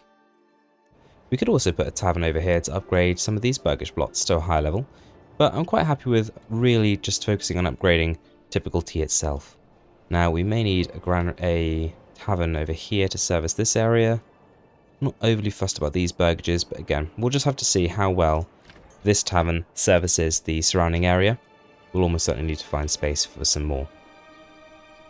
With that in mind, without further ado, I do believe the time has in fact come for us to start stocking the tavern. You tavern boy, overstock, get going. Where do all you people live? That's horrendous. Hopefully, can't believe you all live over there. Okay, you're all fired. Okay, what are you doing? You're foresting. Okay, you're going to have to give up that profession to allow someone else to do it. There will definitely be someone closer once, and for the charcoal burner, definitely someone closer, because we've got new people moving in down here to these burgages all of the time. So then we can have 3 lovely local peabrees themselves who can work the tavern, and hopefully we have a granary. Oh, and look at that already. Oh, level 3 is coming. Good stuff. Well, let's crack straight in and get as many burgages as we possibly can upgraded to level 3 as quickly as we possibly can. How are you missing meats and fishes? How dare you be missing meats and fishes? It's time to upgrade to level 3. And animal fused fruits and produce, what are you doing? Everyone else has got everything they need. It's just you. Probably because you don't have a granary nearby, which is kind of fair enough, but also kind of annoying. Is there anywhere we can fit a granary in here? Can we get a shot of this clay furnace? Can we do without that? Can we fit a granary in there instead? Yes, we can. I think that's what we'll do. Yes, because then we could even store some local supply of lovely juice. Yes, fun juice. Could be stored here, which then could be passed on to the locals, as well as hopefully taking care of the other irritating problems that we appear to have in the region. Will you please move those supplies? Terribly kind of you, just got rid of them. Thank you, sir. Much appreciated.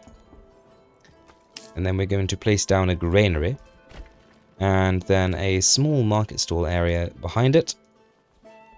Just accommodate the stalls we need. Good, good. Ah, and you've already got over yourselves. Well done. Well done. Ooh, lovely level 3. Population here is rather large. We're up to 747. I foresee it being a problem with the game's frame rate. Don't know how far into this series we're going to get. We'll have to wait and see. We may need to significantly reduce the number of sheep that we have. I think to that end, because we have something ridiculous like 474 sheeps. Let's go to... oh dear. Let's go to our local pest control. Where is the pest controlman? Where did we assign him? His pest controllery. Oh, and you too? Oh, go on then. Pest control. Was he down in the typical T? Or is he away somewhere more exotic? Well, not more exotic, is it? It's the original starting area. Ah, no, you're down here. Good. I'm going to slash this to 150 because we've got plenty of garments, and I imagine we've got plenty of wool. 846. Yeah, and 2.1k yarn. And we'll reduce the number of lambs to 50. There's going to be a flood of meat on the market, that's for sure. And with that, we can really get ripping into some level 3 upgrades.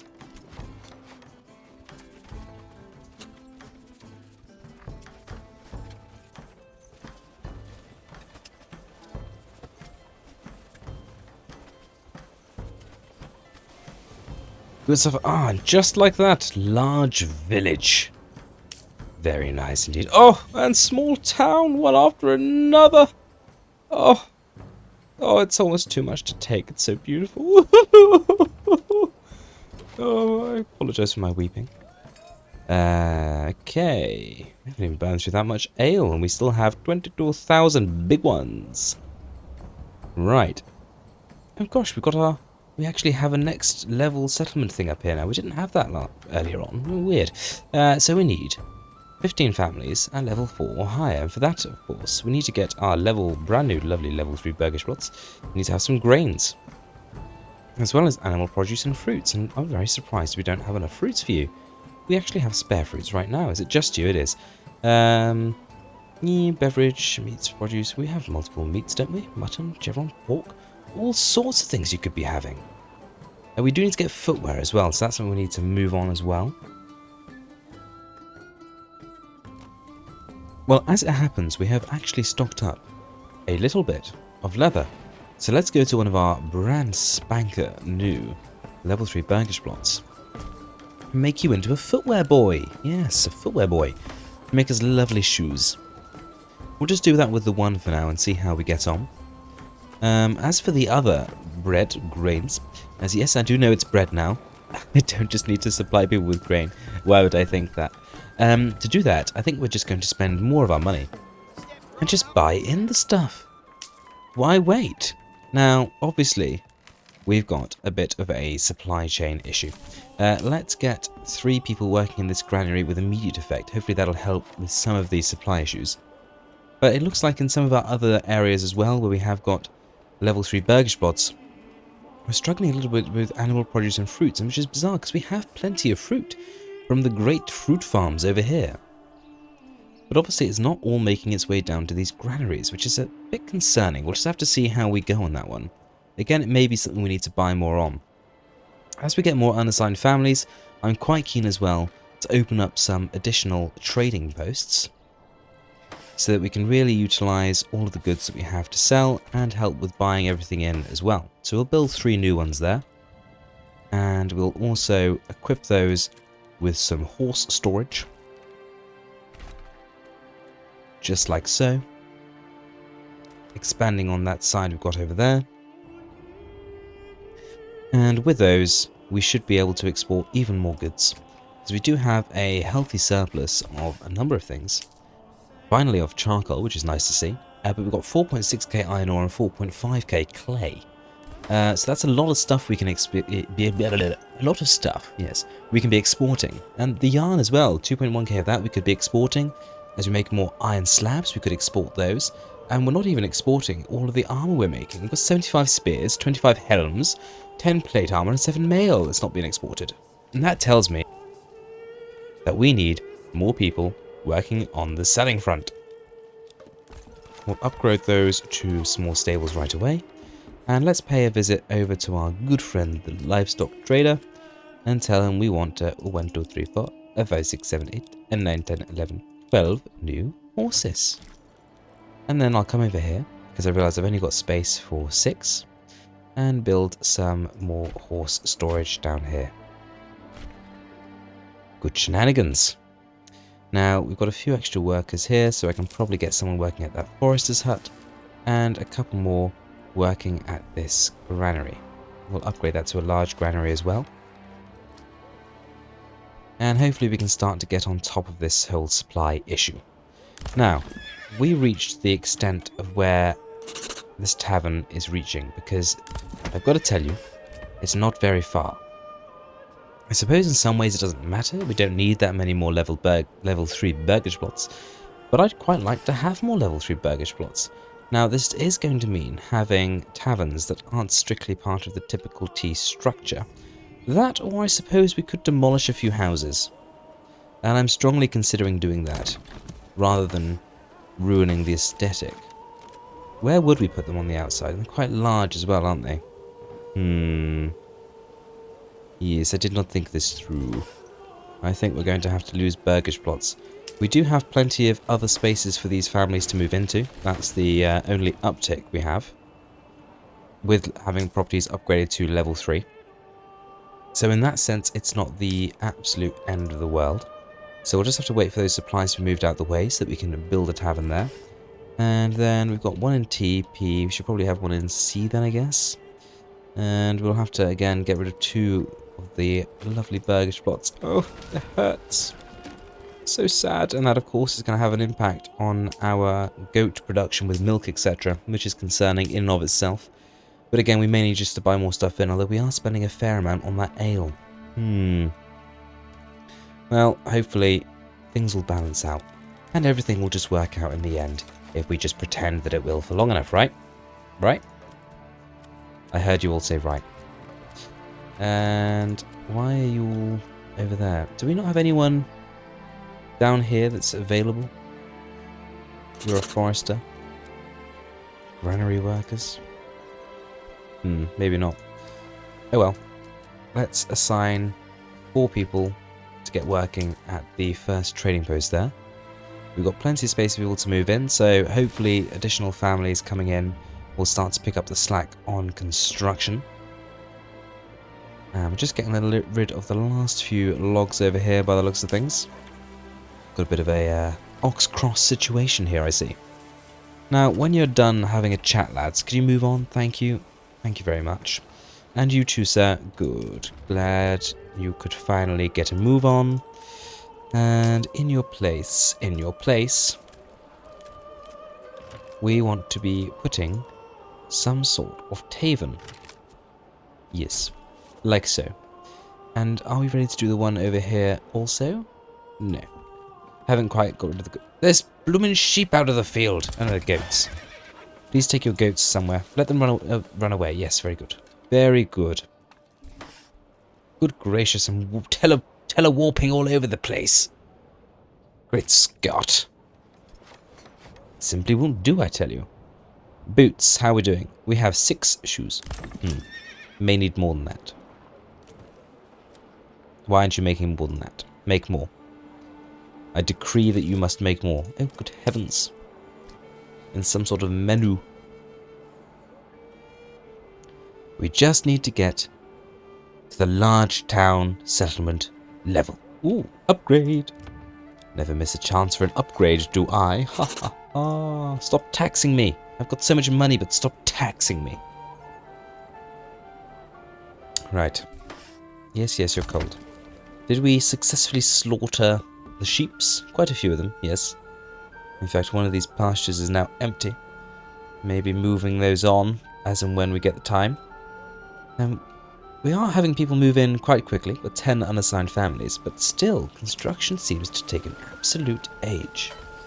Come on, men. People want to have a drink.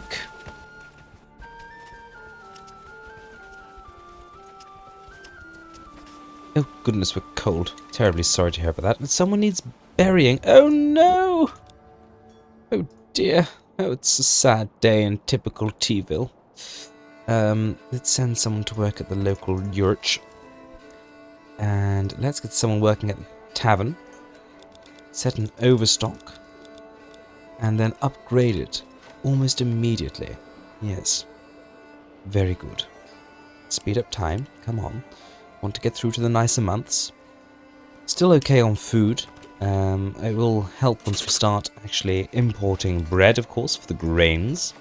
But until then, we seem okay. Now, we may need to add some actual fields later on also. Has anyone moved in up here, by the way? No, not yet. That's fine. Yes, to help with food production as much as anything else. So we have a little space to the left of fish, and a little space down here as well. Can't utilize that. Rye fertility, a little better down there, and again the forest here, but we need the forests, to be honest. Now, we should also at some point build a manor, I suppose. Although it's not essential. Although we are meant to be some sort of Manor Lord. That would assume it's some kind of prerequisite, wouldn't you? But it's not, so, you know, we won't worry about it too much. Now, we just need to get a few things constructed, get a few taverns put together, and in fact, I think we can probably put this tavern over here now. Oh, don't tell me you don't fit. I have to lose another level 2 burgage plot. Oh. Makes me so sad. But it's a worthy sacrifice so that people may get drunk. Yes, worthy indeed. Speaking of which, I wish they would hurry up. Finally, after a whole lot of standing about like the louts they are, they finally got the tavern completed. We have another to be constructed over here, and looks like those resources are nicely out of our way. So we'll get that one down. And we're still okay on the granary and storehouse supply chains, if not perfect. Good gravy. It's quite the tax. Don't often complain about tax, do I? No, you never hear me mention it. No, no, never. Oh, goody, look. Oh, look at all the plots that are ready for upgrading. What's wrong with you? You're an idiot. I see. Your own particular problem. There's not much I can do for you, I'm afraid. Now let's get ready to upgrade. Woohoo! So exciting. You know, I probably should have done these letters one at a time and upgraded them one at a time. Or maybe the letters could have been bigger and contained even more goodies. Who knows? Not me. I am but a typical T. I know not perfection. I know not... I don't know. I know not much. Let's be honest. But who? It doesn't matter. Who brought this up anyway? Quick, build some burgages.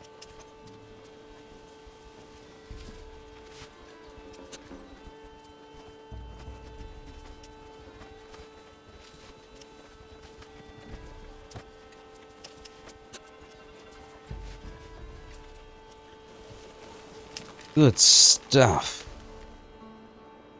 There's a whole bunch of properties upgraded. Absolutely stacks of space for people to be moving in and living in. And they're doing a decent job of supplying the locals with beverages. I'm surprised you're not getting beverages. Whoop, another one up here. And let's get this active as well. Oh, so that's the entertainment supply. Interesting. Very interesting. How are we doing on the old shoe front? Oh, good heavens, a save! Oh, it's giving me a heart attack. 8 shoes. It doesn't seem like very many shoes, does it? Are we leather limited? We are not.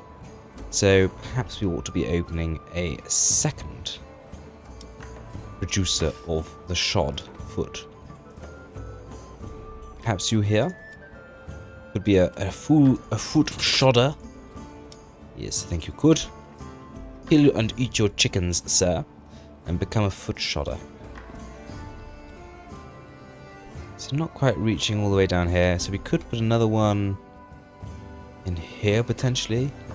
We could even move on these bloomeries, because we did activate more bloomeries down here. So if we demolish a couple of these bloomeries...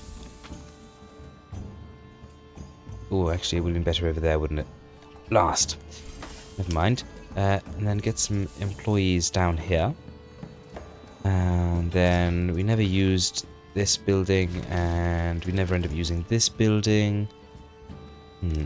Now that doesn't leave me with anywhere to put the thing, does it? No. Okay, sorry. So what do you make, sir? You're a breastplate boy. Okay. We can have another breastplate boy over here. And... yes, we'll have space for you here, sir. Just need to get these materials moved out of the way, and then we can indeed set you up with a new property. So many armourers. It's jolly good. Yes, jolly good. Leave that bloomery there for the time being. It's not really getting in the way, as it were. Anyone else ready for an upgrade? No? No? Quite happy? Okay, never mind.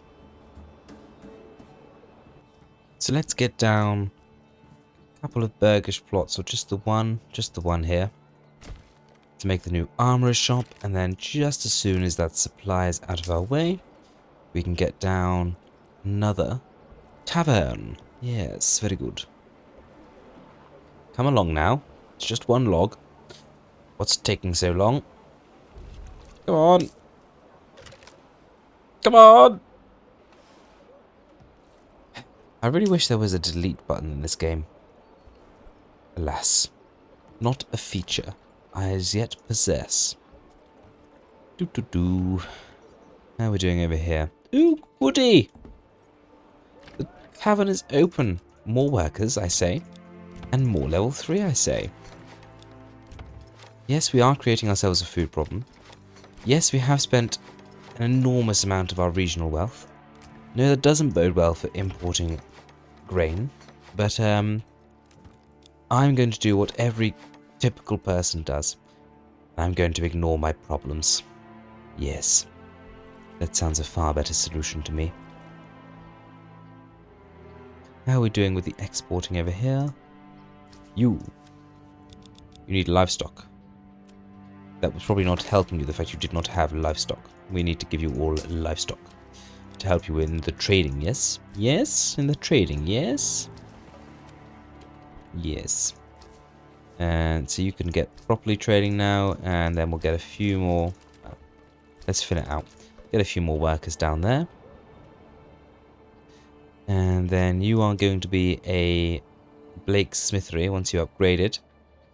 An expansion on there, not that I think it really needs it. Oh, come along now! Still a blooming log in there, just roll it out the way. Don't understand what's so hard.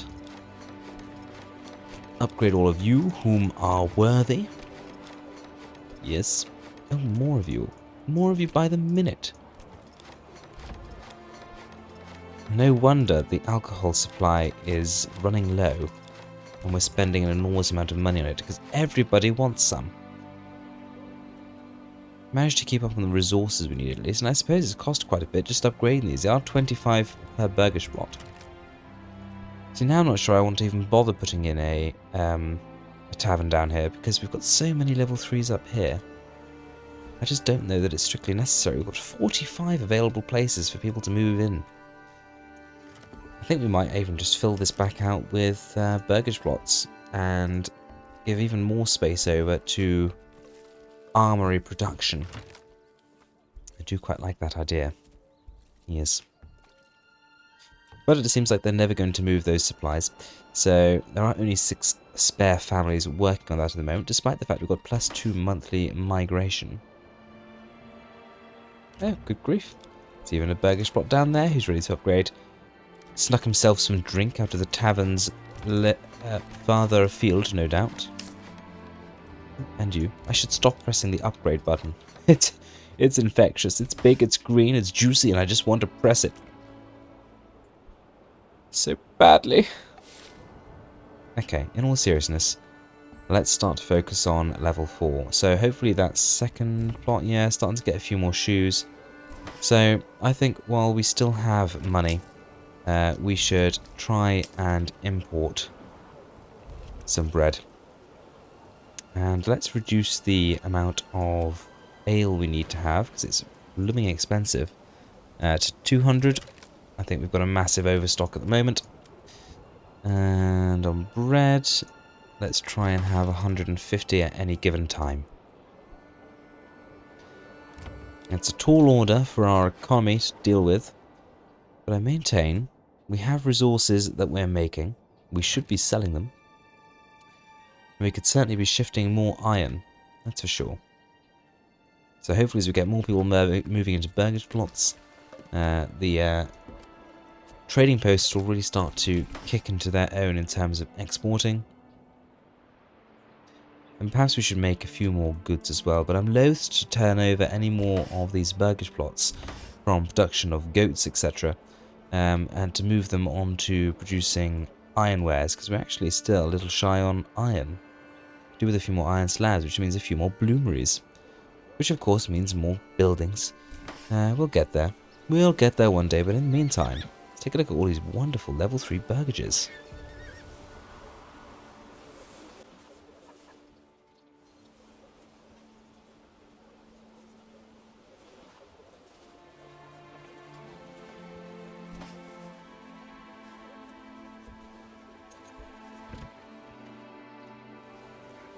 An exciting time indeed to live in typical tea town. Now let's keep an astute eye out for the discerning burgage plot who's ready to upgrade. As we zoom over there, ready to upgrade to level 4. We just need that perfect storm of resources. So we need grains and we need a few things there actually. That's no good, is it? Come along, we can do better than that. You're still level 2. You're no use to me. All you need is grain. Hopefully the update comes soon when we don't need to click on a burgage plot to see if they're ready to be upgraded to level 4. That would certainly warm my tea. Right, well I'll keep looking. Don't worry. Ark! A burgage plot ready for level 4! Oh, now that's interesting. So although I don't get any physical button up here, like you would normally, the position of the bar underneath the burgage has moved almost as if there were an upgrade sign above it. That's interesting, so that does tell us which needs upgrading. So perfect, that's 3 buildings upgraded to level 4, or shall be, right away. Anyone else? Don't care that you're cold in Shroom Town. So last episode. Not that it's an episode. I wouldn't want YouTube to think I make episodes. Oh dear. Don't tell them. They mustn't know. Anyone else I can spot with that little trick that needs an upgrade? You? Yes, you. And you. Oh, it's so useful. Such a wonderful little thing to discover. Can finally figure out what needs upgrading without having to click on every blooming plot. And you guys too. Oh, good. So glad to have some level 4. Well, guys, I think at this rate, we're going to be done in no time. And we'll be able to move on to our next region. Very exciting. Yes, very exciting indeed. We'll just keep an eye out and keep upgrading these. Only 9 workers to go and do all these upgrades, but you know they'll get there in the end. Anyone else? Yes. I wonder if they'll have a level 5 baggage plot eventually. Any of you? Doesn't look like it. All of you. None of you are dipped. None of you are dipped. Except, no, that's because it's a storehouse. Aha! You are dipped. Yes! The dark art of reading the dips. You're dipped. Haha! Wonderful. And just as this video goes out, and everyone learns the relevance of a dipped burgage plot sign, they'll have patched it and it won't be a problem anymore, because that's just the way things go. Oh well. Who cares? So long as you know what needs upgrading, doesn't really matter, does it? Oh, and the 3 of you as well. The top of the T is indeed on top of the... Good. I want to watch, Oh, level 4, I love you.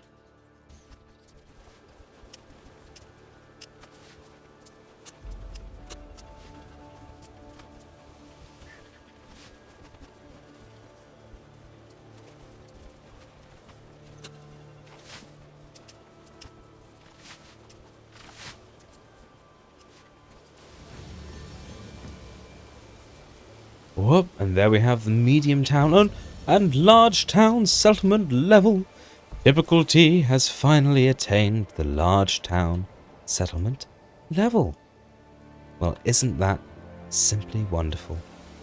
With a scant collection of wonderful level 4 burgage plots, slotted in like some level 3 there as well. Yoink! We'll upgrade that one. And yoink! We'll upgrade that one too. We've got 58 spaces for people to move into, and don't you just know for a fact that if they were all to move into the spaces that we have available for them, they would definitely starve to death inside of about 2 years. So perhaps we don't want everyone to move in. We'll just have to keep an eye on this settlement as we move through into the other regions of this map, and just make sure that it doesn't fall into too far a disrepair. I think one last thing we'll do before we move on to our next region as we look down on the glorious typical T name there. Oh, isn't it just wonderful? I could sit here staring at this for hours. I mean, I have been, but I could do it for a few more hours.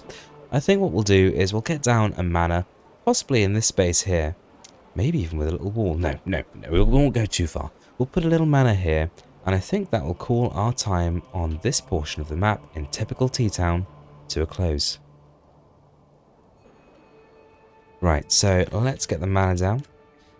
And you're going to be an administrative building, I would imagine. And where are we going to pop it exactly? Just here, I think. Yes, just there. And we'll give you a garrison tower as well, because why not? And do we build a little wall? We could do, I suppose. Little perimeter. Just around the outside. In fact, why don't we put down a few outer towers and use those to decide exactly how our manor is going to look. So I think we'll go for something fairly square and simple. Yes, that looks good. And then we'll put some walls in between those. Good shenanigans. Yes, very nice. One last wall. Oh, good heavens. You're quite the wrong way round. Can we turn you round? Nope, you don't like it. We'll just delete you. Maybe we'll just delete all of them and end up with that kind of... No, wow, that's weird. I hate it. Make it stop. Please. How do I stop? Walls. Why won't you let me click on you? Well, that was a disaster. Well, the manor itself is being built at least. So let's watch construction of that take place.